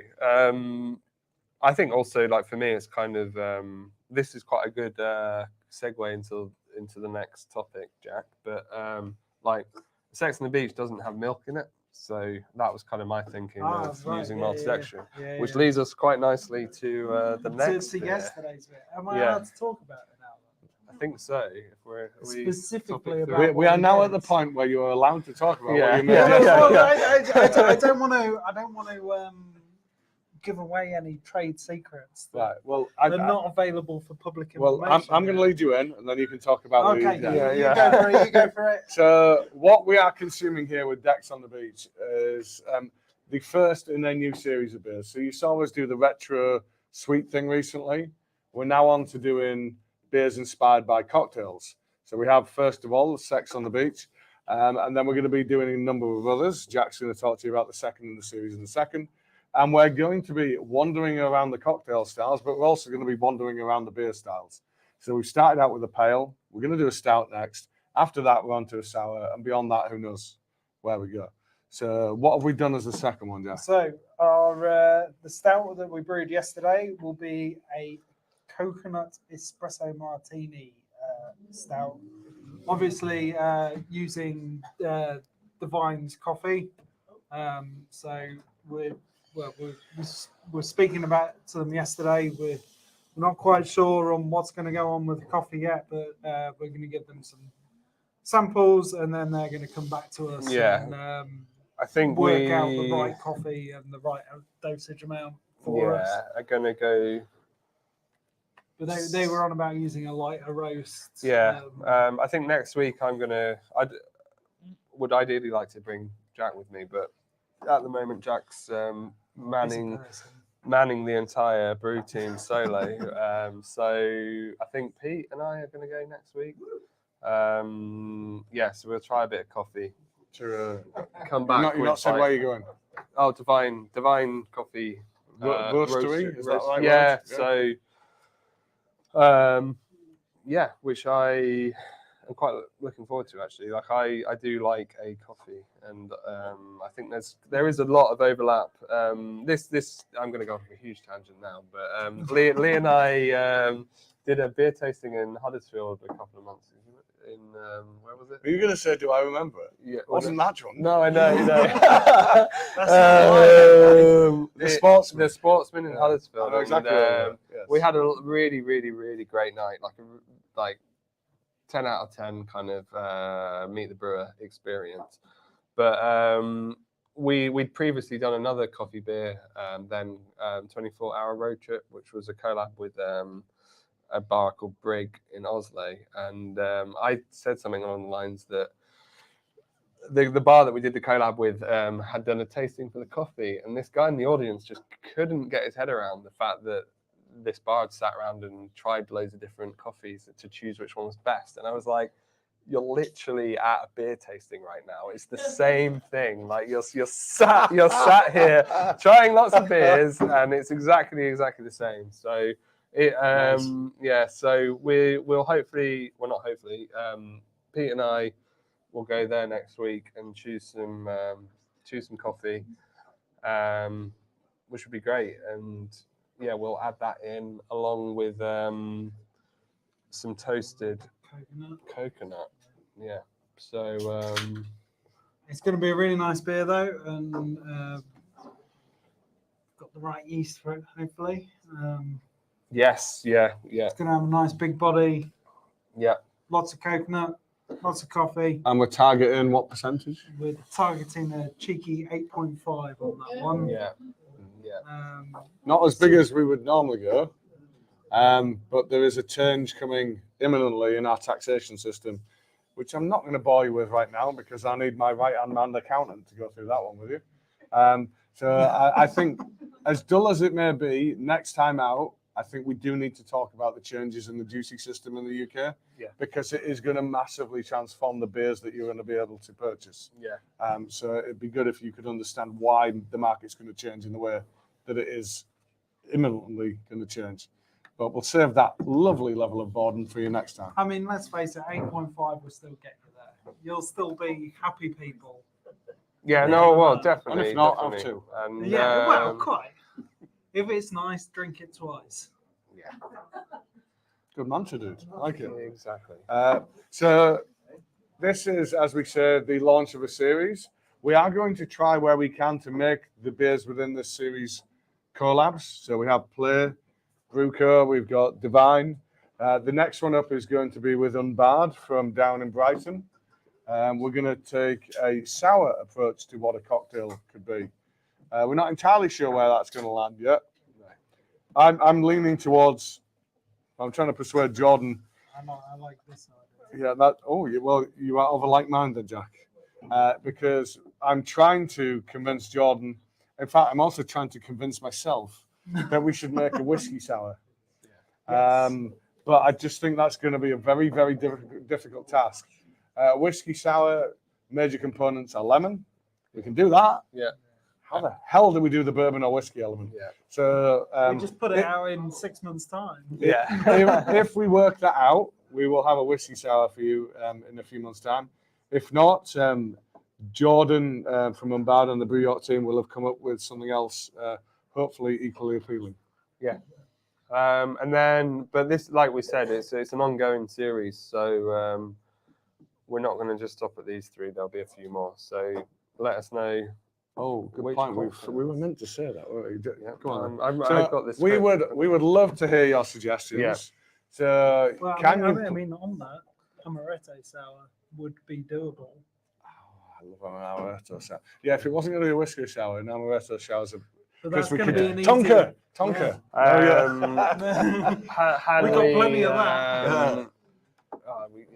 She's not paying attention. So yeah, can we get your suggestions in, please, below the line, for your potential cocktails, deconstructed, reinterpreted, whatever you want to call it, as beers. Yeah.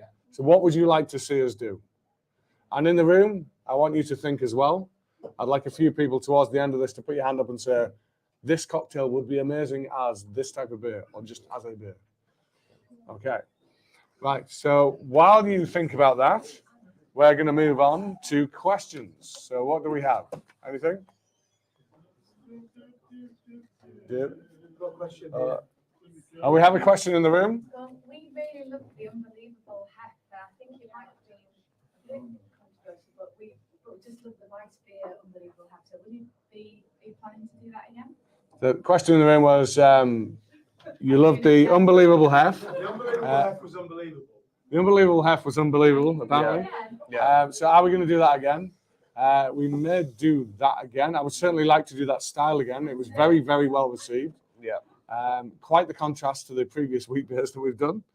That one was actually inspired by my business partner, Wayne. He and I had been across to, where would we been that time? Finland, maybe. We found ourselves on this rooftop terrace drinking Snyder Weiss's Weiss beer. Speak to the devil. I knew he'd be watching. So we'll come back to that, Wayne. So Wayne had then put the challenge to the brew team to kind of do the wheat beer in the way that the traditional German guys do the wheat beer. And I think we got pretty damn close with Unbelievable Hef. Yeah. We might not be able to call it that again. So I don't know what it would be. You'd have to leave that one with us. We could do the exact same beer again, so you certainly get the flavour that you like, but we might have to change the name of it. Or we could have a go at doing something else in the same kind of vein. Well, yeah, unbelievable. Just calling it unbelievable would be good, then, wouldn't it? So, because no, that would like have EMF type branding on it. Yeah. No. A friend of mine suggested Miami Vice. Okay. And I've Don Johnson on. But that would surely that would be like the Florida Vice thing, though, wouldn't it? And there's hop from Vice, where you take Yeah. the same style and you would incorporate some hops into it. I think it's definitely given us the confidence to do more with the wheat styles of beers. Yeah. We weren't there before because the things had not sold well. And I think there was a story out there that I've told many times about when I went to a little festival up at the Bluebell on Fossgate on a Sunday. And this guy approached myself and Wayne. In fact, no, John, the landlord of the Bluebell, approached myself and Wayne and said, I've got this guy who wants to talk to you about this beer that you've made. And we're like, oh, that's nice. That's nice. And then this guy came over and he went, yeah, I just wanted to let you know, this wheat beer, it's probably the worst beer I've ever drunk. Well, thank you. Thank you for singling me out on a Sunday on my day off You can't to knock tell me that. the guy's honesty though. I can't, no, He's no. taken his moment and he's gone. Yeah, and I left Wayne to resolve that one. I was like, Wayne, you can deal with this dickhead. I'll be at the bar.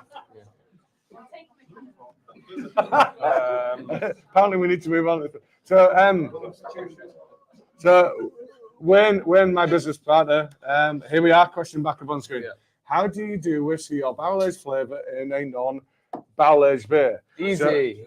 So I guess Innis and Gunn are the people you would look to for the methodology for that kind of thing, whereby there's barrel-aged and then there's wood-aged.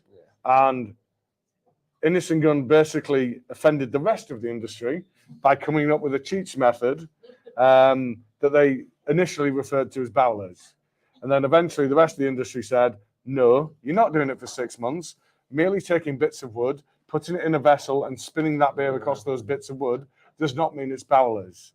But they have achieved the same effect. They have managed to get the wood character in there, and they have managed to get the spirit character that might have been part of that barrel in there previously.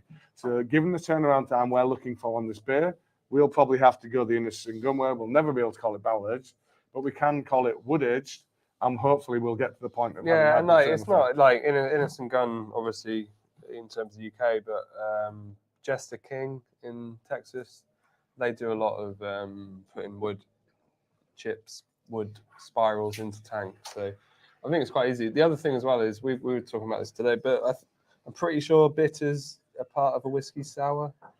Angostura bitters. And they've got a massive amount of kind of punch to them, and obviously that you can add.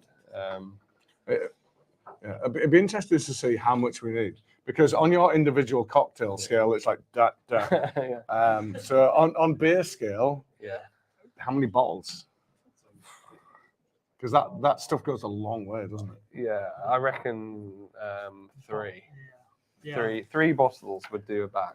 Anyway, I hope there's plenty of questions Yeah. for you guys, because I'm leaving you to it. Oh, leaving I us. I was thinking when they said there wasn't a break, you must have Yeah. a bladder of steel to have not Wow. gone anywhere. Nah, it's got Yeah. a bucket. No, and I could, that's what that's. and I could go on, but I've just realised I'm talking about the next beer. So this is the tactical stuff. Oh, this is so we're in So- charge. Yeah, In you're in charge. charge. We But can say what we want. hopefully there's plenty of questions in the room, or Just and type some lines from the upstairs. Any questions in the room for these guys? Yeah. Can I ask a question about the demographics for Juice? Yeah. Is there any analysis, or have you done any analysis of male, female splits? So Drinkers? for those of you at home, the question was: is there any analysis in terms of male, female drinkers when it comes to juice? I'm staring at Pete now because this is literally his job. But no, I don't think so. I don't know. As a brewer, I don't make beer for any particular person. I just make beer because I want to make that beer. Beers for everyone. Beer, yeah, it's for everyone, and none of our beers are. I wouldn't ever want any of our beers to be gendered. That's not why I make beer. And Can we tell that story on air, or is that like a bit too? no, we can't tell that on air. Yeah, a lot of people. Yeah, we're not going to tell that. I think what I will say there is a little while ago now, but we did do a beer for the Brave Noise initiative, and I know that well, me, all of my team. Brave Noise, for those who don't know, is kind of raising awareness in the industry for kind of an equal kind of. Yeah, so there's, and obviously not naming any names, but there is a obvious male bias within the industry. I mean, you're sitting here watching three white men talk about beer. Obviously, there's a fucking bias here. Yeah. Sorry. But Brave Noise is with the idea of trying to get people to talk up about negative experiences they've had based on that, and just kind of raising awareness around the gender bias within the beer industry. So yeah, I think we could do that analysis. I don't think it matters personally. So yeah. No, exactly, and what happened? She got real serious. No, yeah. I mean, obviously, there's other metrics you could measure, like age and all Exactly. that and the other. But at the end of the day, if you sell a pint, you sell a pint. Yeah. It doesn't matter who. Fucking But yeah, drinks it. we're like we make beer for everyone. Beer is beer. Yeah. That's kind of what you said at the start, wasn't it? Yeah, beer flavored beer. Beer for beer for beer drinking people. Exactly. Yeah. The best kind of beer. What is the definition of? So, question from Anne. What is the definition of a barrel age or wood age? You mentioned 6 months. Well, there isn't a legal definition, but barrel aged means you must have put the beer into a barrel, not that it's had a part of its life in contact with pieces of barrel. So yeah, it must be sat in a barrel. Customarily, you're going to do 3 months plus. 3 months plus, you're not only getting the pickup of the spirit character of the barrel, you're getting a little bit of the wood character coming through. Yeah. Anything less than 3 months, all you're going to pick up is the spirit. You're not going to pick up any of the wood character. So you need to go beyond 3 months to get some of the wood character. Typically, you're going to cut it off somewhere between 6 and 12 months. That's the peak time for getting the right amount of wood character, the right amount of spirit character. In terms of wood aged, if someone calls it that, it's not been in a barrel, but it's had another form of contact with wood. Most commonly, that would be chips that are thrown into the beer, or more often these days, you get things like spirals, like Tom was referring to, where they've carved the wood into a spiral shape, which increases its surface area.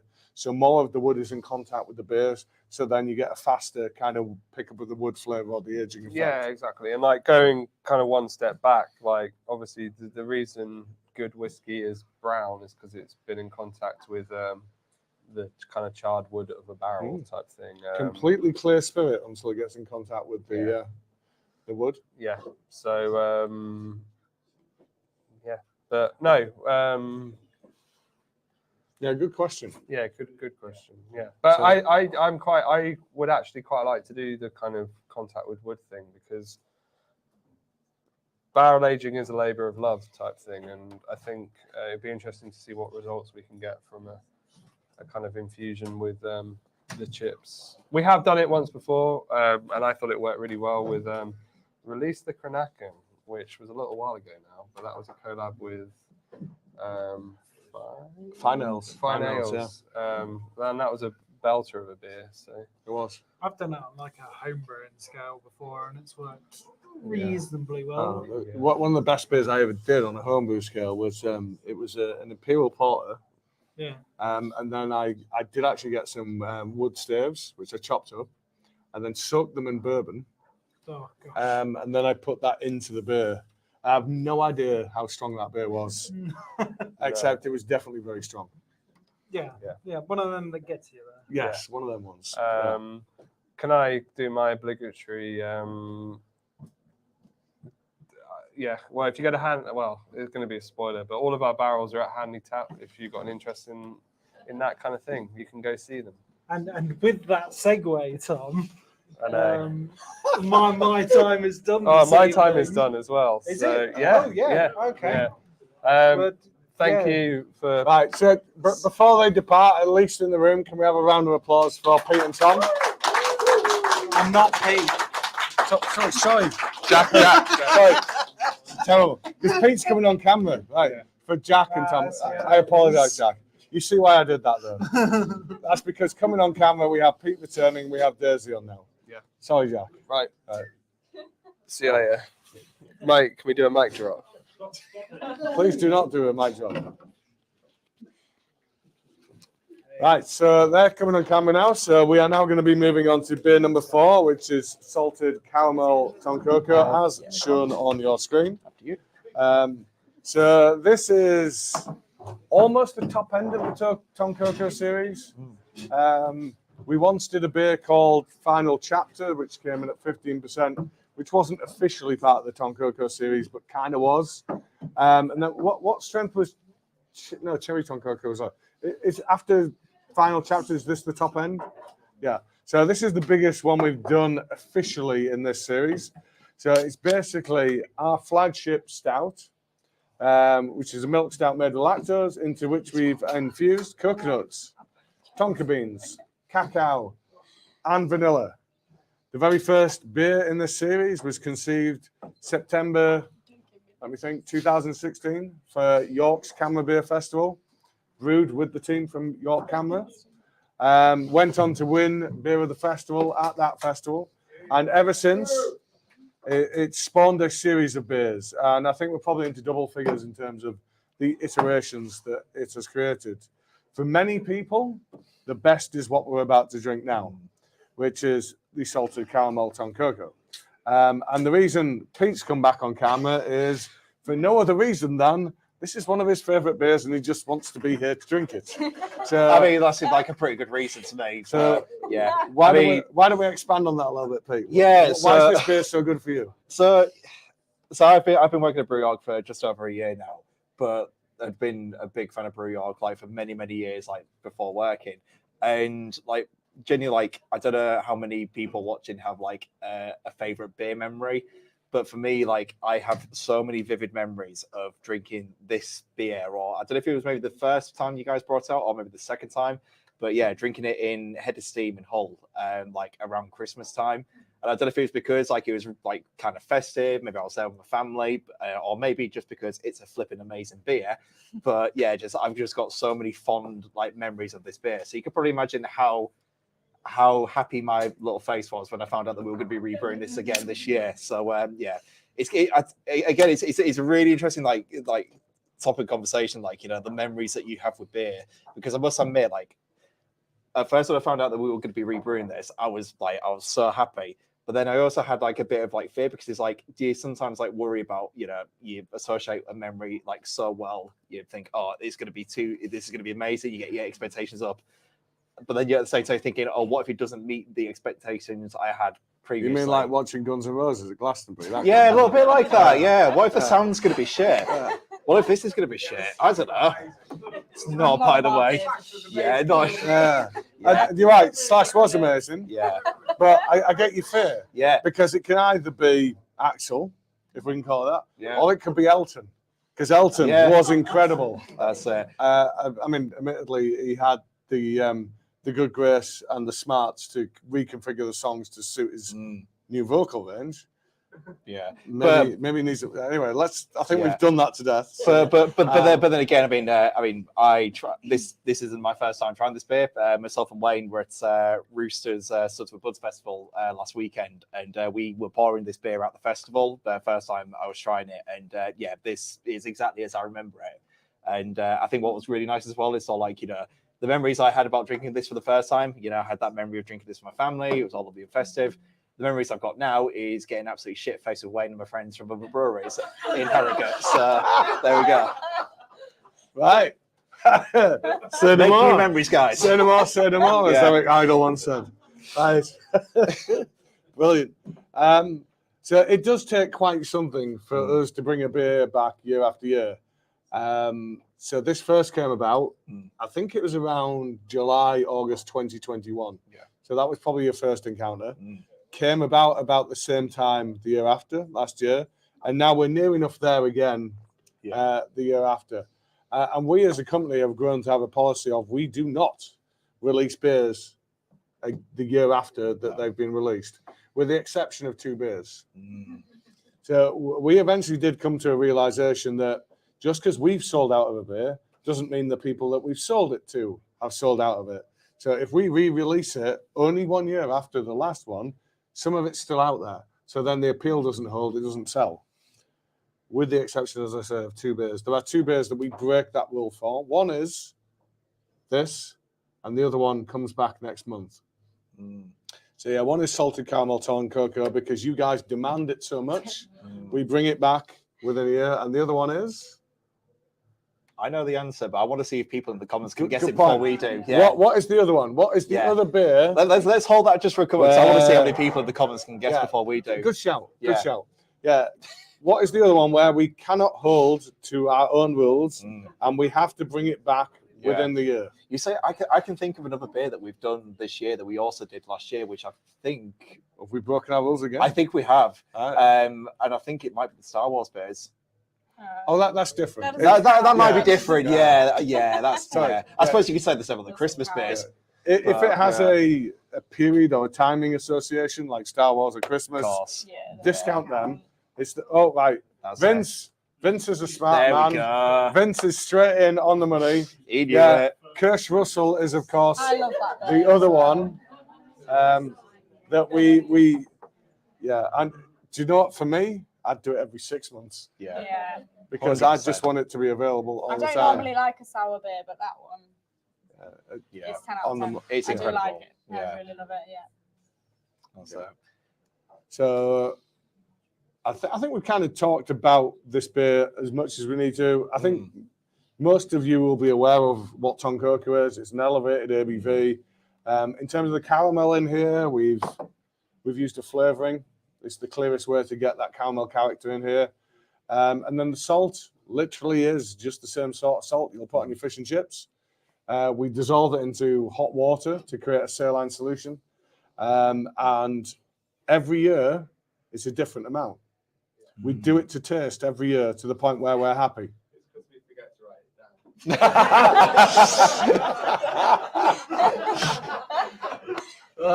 down. So I wish everyone online had been in the room there because head brewer Tom off camera just said it's because we forget to write it down.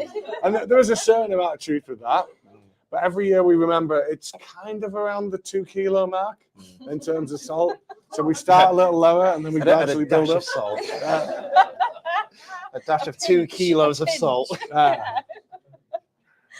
Because you want to perceive that kind of saline saltiness as the thing the beer finishes on, but you don't want it to be the first thing that you perceive. You don't want salt up front. So it is a delicate kind of balancing act to get that level right. I think that's one thing that I especially like about this beer because like I love a good impy stout. But I'm not a huge fan of like really sweet stouts because I think like there's a lot of like breweries who like, and again, I'm not going to name any names, but I think when people like try to recreate like a sweet, like a imperial stout based on like a sweet recipe, they can go really overboard with the sweetness, and that's a bit of a turn off for me. I'm not a fan of like really overly sweet things, but I think the saltiness in this like really helps to counterbalance Really helps that. it, doesn't it? Yeah, massively. And I sort of need to remind myself that this is 12% because this goes down way too easily. Yeah, like, drinks considerably easier than that. Yeah, it's yeah. But you won't mind, will you? Because you like your big dark beers, don't you? Well, how many? Little. No, how many Viking DNAs did you drink on your own? No comment. Yeah. Oh, come on. Yeah. I believe it was a my case. dad's Christmas present. Wasn't it a case of 12 on your own? No, 11. Oh, 11. Yeah. That makes sense. 11. Get it right, Lee. I left one for my dad because it was his Christmas present. Oh, wow. I saved you one, Dad. Yeah. You're welcome. Yeah. Yeah, so that Daisy punches above her weight in terms of your beer consumption and also your food consumption. Yeah, I had to say. Yeah. No, Not cool. definitely. Not cool. I deserve to be way bigger. When I was your age, which was a couple of decades ago, I was described as a bottomless pit. That's me. You ever get called a that? dustbin, Yeah, a dustbin, yeah. yeah. Definitely. Yeah, good fuel though, because I mean you're running like ultra marathons and Well, not in the summer, but yeah. yeah. But anyway, So hey, before we move on to Hanley Tap developments, which I think is where you're going to take us there, we are going to be releasing a new iteration of Tonkoko soon. So our tradition is to release new versions at Leeds International Beer Festival, which I believe is it September? Have I got that right? yeah. I'm seeing lots of nods in the room. Yeah. So the next version will be September. We're not going to tell you what it is. We would like you to guess what it is, or alternatively, what direction would you like us to take the Tonkoko series in next that we've not done previously? Fun fact. So Yeah. towards the end of this, we'll ask for hands up in the room. Yeah. Or we'll get some comments below the line on the videos. Yeah. Fun fact. I think what we are about to do, and we're not going to tell you now, but I think the idea actually came from when we last suggested this about this time last year. Right, well. Yeah. So I have a short memory, so we're doing it again. Yeah. I don't think it's the short memory. I think it's the amount that we consume like during these maybe sessions. that too. Yeah. Maybe that too. But yes, I after like sitting through like 14 of these like over the past like year or so, like I remember Make it sound like a chore. I love every second of it. I love giving my first evenings for these. Please tell me you just haven't poured it all out yet. Pete, you got that? You just haven't poured it all out yet, have you? And there's still like half a can in this. Where's my God! Where's Sharon? You've got a whole can to yourself. Yeah. This is rocket fuel. Why haven't you got a can each?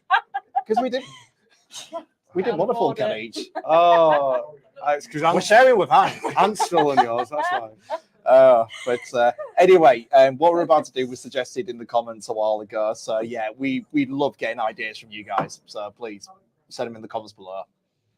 But yeah, shall we talk about what's happening this weekend? Yeah, so at that point, I'd like to introduce you all to Daisy. Daisy manages the Hanley Tap, the latest addition to our bar portfolio, if we may call it that. What do you mean we may call it that? Our bar portfolio. I'm talking. Not a bar? No, you're misinterpreting me. I said latest addition to our bar portfolio. Yeah. As in, if I'm allowed to call it a bar portfolio. Oh, okay. Yeah. You're not. We know you're not a bar, Daisy. Well, like every other segue, that went brilliantly. Wow. No, so we launched Hanley Tap about a year ago. Yeah. We've undertaken a few recent changes, so I'd like you to tell us about those first, and then tell us about what's happening this weekend. Yeah. So well, a year ago next weekend will have been a year of Hanley Tap. And it's gone a lot better than we probably thought it was going to. Oh, beyond Yeah, expectations. Like, to well say beyond. It's down like a random industrial estate in the middle of nowhere. It's gone pretty well. So we've had to. So basically, if anyone's never been, so we have like a can wall, basically. So we're in a massive warehouse. So we've got like a wall of cans that like separates the rest of the warehouse kind of thing, but we've had to like keep moving it back because the demand is there. Yeah, we need more space. Well, exactly, yeah. We've been like busier than we thought we were going to be, which is definitely good. And we've recently updated the beer garden as well, so we've kind of blocked out the rest of the industrial estate so it doesn't feel as industrially, I guess.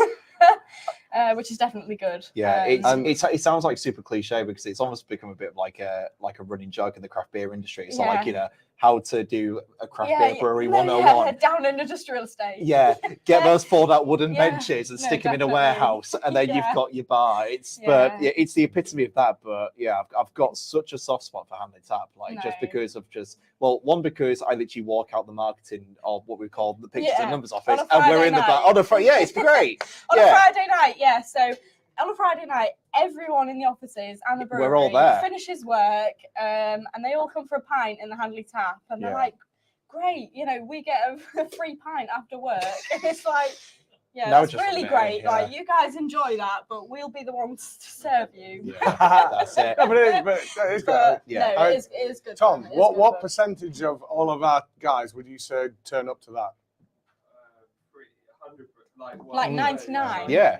Like now, Everyone who's there that weekend. everyone who's with us now goes. No, Yeah. but I can definitely well, say that it's been like a positive thing. we're It's like talking- it's yeah. brought Yeah. the team together. It I really think. has. Yeah. But yeah, we're talking pretty much 100% of staff Yeah. Yeah. Yeah. rock up for their free pint, Yeah. and then a decent proportion still well beyond that. Yeah. I think that it's Understandably. yeah.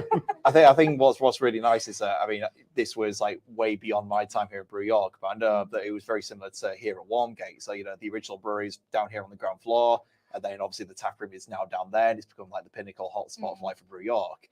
I feel that like what's happening at Hanley, that's where the new brewery is. Yeah. And again, it's now becoming the hotspot for like where people go, because you're literally surrounded by the equipment that we use Well, every exactly, day. yeah. It's just No, it's a good point. I feel like we lost that for a period of time when it was just a production thing up there, Yeah. and now we have that. Yeah, yeah. I think it really kind of cements what we are as a team. Yeah. Now we can drink together on a Yeah, Friday. if you Exactly. want to Yeah. get the full Brew York experience, go where the beer is made. And so go to Exactly. Hanley Tap. It's brilliant. That's Yeah. all I can say. But yeah, So you were saying we've updated the beer garden. Does it have a name yet? Because we were throwing out suggestions as to what it was going to Yeah. be. We were, but we've still kind of not come up with the Yeah. proper name. yeah. Right, So I mean, If anyone's got any ideas, yeah. you So, know. and that's the backstory there is that we've got a name for like all of our like various Yeah. locations at Brew York in the tap room. So like here at Warmgate, we've got the Brewery's Yard, which is Yeah. like an outdoorsy area. And yeah, just like we were trying to think of like a name, or like I said, a name like for the Hanley or the outdoor area of Hanley. Well, it's Hanley Tap. So I said Tap Yard. So if you want to endorse that and then push through my Too generic. I don't know. Too generic. I feel there is like the perfect name out there, but we've just not come up with it Yeah, yet. no, I think so. But too. maybe you guys have. Again, let us know down in the What was comments. your one, Tom? Aggregate Alley. I get right. So Tom's gone Aggregate Alley, and I Yeah. presume that's a nod to the concrete manufacturer that's directly after it. But it has a kind of a Harry Potter feel to it as well, doesn't Yeah. it? Yeah, But, definitely. anyway, but if anyone does have any ideas, let us know in the comments. We might give you a beer or something. We might give you a beer or something. Better than nothing. Maybe. Well, yeah. For your chance of possibly winning a beer, get your names in if you're lucky. We may or may not credit you. Anyway, Anyway, we are cutting across you, Dirty. There was so much more to say. Yeah. So that's the Hanley Tap. We've now got to 1 year, and we're doing a few things special to celebrate that, aren't we? Definitely, yeah. So a year this weekend coming, actually, it will be our first birthday. So to Whoop, whoop. celebrate, we've got 3 different food vendors, lots of prizes, giveaways to give away, and live music. So it's definitely going to be a lot of fun. yeah. You've got for the whole of the week. I've been walking past this thing on the bar, which is this wheel Yeah. that you spin, Yeah. which I presume is going to Yeah. work out who wins what. Yeah. Yeah. Have you worked out how you're going to use it yet? Lots of free prizes. Well, you'll have to Yeah. come down and find out. Oh, Nice. Like it. very good. Oh. Yeah. Which means you've not worked out yet, have you?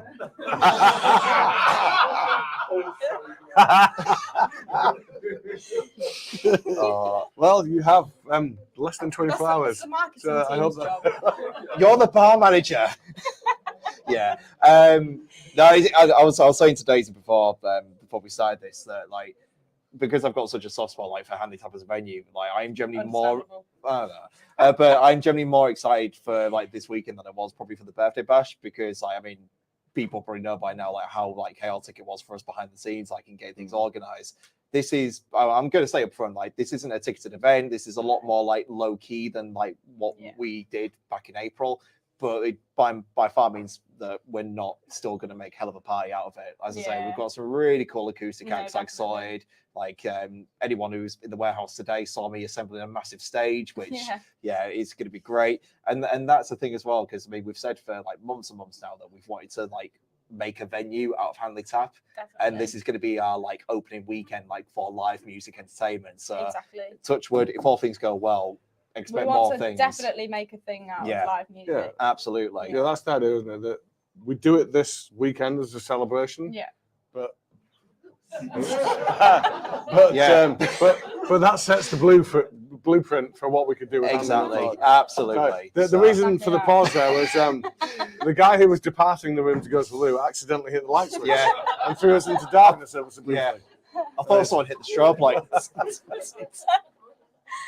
Yeah. Right. Oh, Beer garden, the stumbling madness. like that. I do like it. I like I do that. like it. Yeah. I can think of a certain other local bar operator that might have issue with that. But the Garden of Earthly Delights. That's good. That's good. Yeah, that's my favourite. I mean, it's a little bit long-winded, Pete. We might have to abbreviate it. But the Cathedral of Earthly Delights. Yeah. That's an album by. Oh Jesus, I'm so right. Yeah, no, moving on.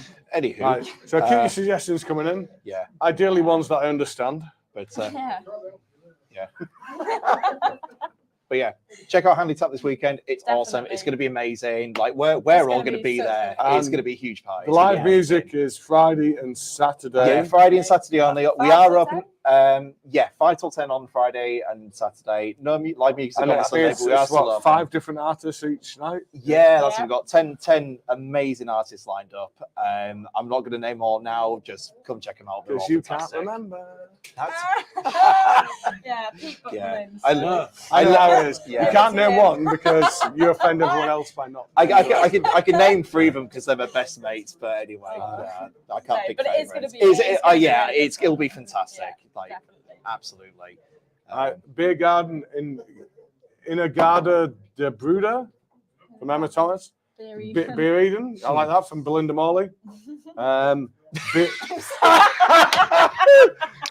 Yes. Captain VFC has said, "Be Yardy Yardface," because apparently that's how we Love name it. everything these days. Yeah, very good. That's it. That's right. it, right. Okay. What about in the room? Do we have any suggestions in the room for Apart from Tom. how we would name the yard at Hanley? This all just say Hanley Beer Garden. I like it. Original. It's very to the point. Yeah, well, yeah. Okay. Yeah. Oh, After investing how much on? Yeah. that's it. So Antoff Cameras just talked about the Selby Leisure Centre project where they spent millions to decide what to call Selby Leisure Centre, and they concluded the best title for it was Selby Leisure Centre. No, the other classic example, and was of course Ford made this really tiny vehicle, and they wanted to know what they should call their small car, and they spent several millions, and they decided they should call their small car a car. Yeah. Genius. Love it. Oh. Well, it's stuck in your brain though. So just True that. Yeah, I think that's great marketing. Yeah. That's brilliant. Doesn't stop it being a shit concept and a shit car, though, does it?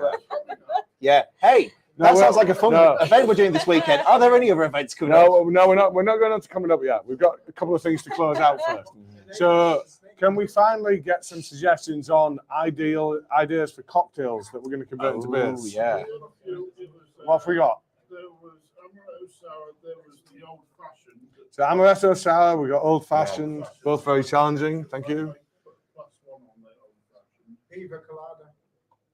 I love a pina colada. Pina colada. I mean, that's a classic, isn't it? I mean, my wife's in the room over there.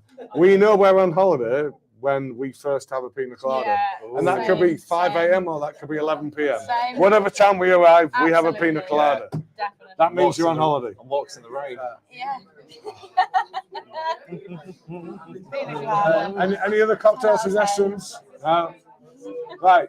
So moving on from cocktail suggestions, other thing we need to conclude rather is suggestions for the Tonkoko series. Where are we going to take that next? Do we have any suggestions there? No coconut.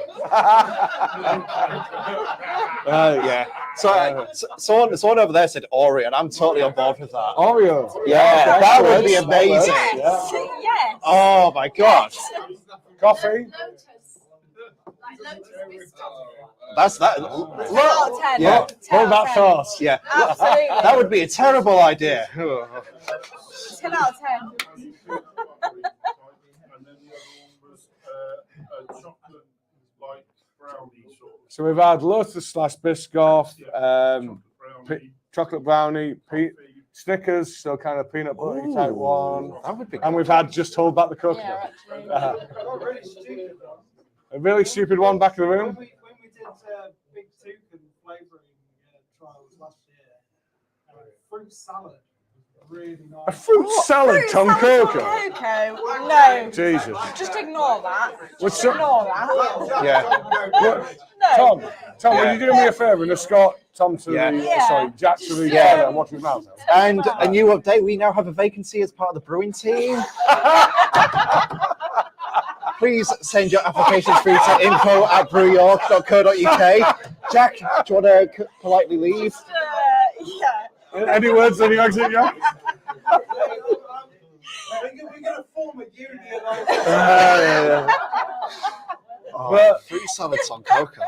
But there was a suggestion in the room for a Lotus / Biscoff type thing, which I mean, we'd never do that. No. We certainly wouldn't be doing that anytime soon. No. Yeah. What about the Hanley Waggy Dog Yard? Because the Hanley Waggy Dog That Yard, is actually a fair shout. Yeah. because we have the Waggy Dog crash up the road. That is a fair shout. Okay, so a few great suggestions there. Yeah. Keep them coming in. If we've missed any, info@brewyork.co.uk. We're almost there, guys. You can almost depart to whatever you would ordinarily be doing. Before that, we have a few last bits to do, and that's what you can expect by way of beers and events in the next month. So beer-wise, the YouTube 4 that you will be drinking next month will be, first of all, a beer that we've called 7 Seas with Rye, which has been conceived by Tom, in particular John in our brewing team. And it's 7 Seas refers to 7 different hops that begin with the letter C. With rye, unsurprisingly means we put rye in it. And it's going to be a West Coast Pale coming in at 6%. We have, after that, the long-awaited return of X-Parrot. X-Parrot that's been absent for 2 to 3 years. Was the original fruited IPA that we did. It's the predecessor to Juice Forsyth. Juice Forsyth exists because we conceived that as a lower strength X-Parrot that we could sell more readily. And then we've already referenced it earlier tonight. Number 3 is Kirsch Russell. The cherry pie sour returns. That's the 3rd beer up. Yeah. And then we conclude with the Divine Coffee Intervention, which Jack and Tom described earlier, which is the coconut espresso martini stout that we brewed with Divine Coffee only a matter of days ago. That's going to be good.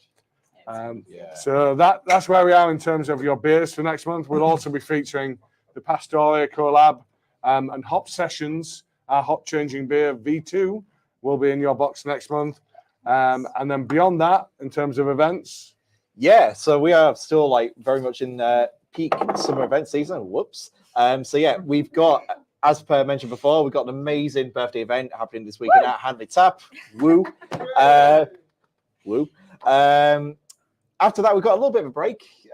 We do need to take a little bit of time off, but we will be back on the 22nd of July up in the Northeast at the Northeast Brewery Showcase, where we've got... Where you'll find me and Chris. And Henry. Oh, where is Henry? He was here like a minute ago. Oh, yeah. Well, there's 3 of us that are going to be up in Hartlepool for that one. That's true. Then after that, we've got a really busy August. It's like peak event season for us. So on the 11th and 12th of August, it's the biggie. It is London Craft Beer Festival, which I am so excited about. That is like the peak like event like in the craft beer industry event calendar. So that's going to be awesome. 18th and the 20th of August, we are going to beat me to it. Woo! We're off down to Peak End It's going to be awesome. Yeah, like if. Oops. So if you're wondering what that noise was off camera, someone has built a can wall over there and then just knocked it over. Yeah. Hey, well, there we go. Anyway, yeah, we're going to be down at Peakender, 18th to the 20th of August. It's a weird one because if you haven't been to Peakender before, it's not your typical, like, you go to a festival, there's those, like, pop-up, like, breweries with stands, things like that.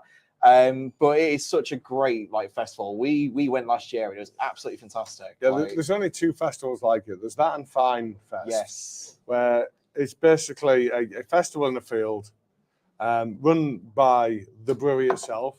There's no breweries there running bars. It's that they run the bars and they control the agenda, and they do it in the really, really best of spirits. So Fine, it's almost like being at a wedding where there's loads of daft wedding bands, and it doesn't matter because you're drunk and you really enjoy it. Yeah. And Peakender's kind of the same, but they take it slightly more seriously, and they'll have some nice industry talks with a couple of areas where you can go and hear whoever in the industry talking about the various different things that are going on. Yeah. And great for us because we get to meet all of our peers in the industry and just have a great time together. That and you're in, like, the absolute, like, beautiful, like, region of the Peak District as well. Like, we spent a morning hiking, like, last year. It was absolutely fantastic. And then by the evening, we were dancing to ABBA tunes. Like, it was, you know, great, absolutely amazing. Which Which Alan from Thornbridge decided to take a video of and put on social media. Why not? Thank you, Alan. There we go. So anyway, yeah, highly recommend. And then just to whip through the last ones, 24th to the 28th of August, we'll be down at the Whitby Beer and Spirits Con. And then 26th to 27th, it is Nottingham Arboretum. So there we go. Someone in the room is from Nottingham. There we go. But and I'm sure there'll be more events to go after that. So yeah, watch this space. So any final questions before we depart? I can see one in the room. 13th to 16th of September, your beer will be at the York Beer and Cider Festival. Yeah, so Sick. 13th to the 16th September. Yes. Yeah, so 13th to the 16th of September will be York Camera Beer and Cider Festival in its new location, St Lawrence's Church on Lawrence Street. And that's the Wednesday to the Saturday. If you know where the Ruck and Gaskell is, first church you get to, heading out of town after that. Yeah. It's that way. Anyone who's watching outside of York, look it up on Google Maps. It's that way, Jack says. Yeah. Any final questions? That way. That way. No, I think we're good. So I would like to thank my guests. First of all, Tom, our head brewer.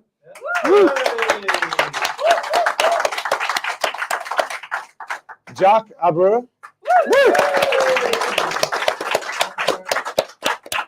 Pete, our marketing manager.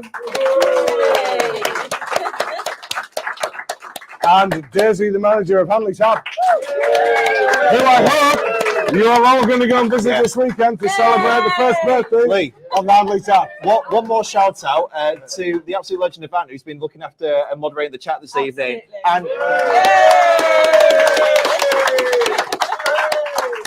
yeah, well done, shout. So, thank you guys. Thank you for joining us once again. Any feedback, get it into info@brewyork.co.uk. In terms of next dates, as said at the start, can't tell you when. I can only tell you where. It's going to be at Pete and Kerry's, we hope. Over in Grimsby, in their back garden, we hope. We'll let you know the date. But what we do need to know is your feedback on, did the Wednesday work? Did the Thursday work? Are you hell-bent on it being the Friday? We need to know what the best time of the week is to make this work. And once we understand that from yourselves, we will pick the right date to get over to Grimsby and do this with Pete and Kerry. Okay. Thank you. See you next time.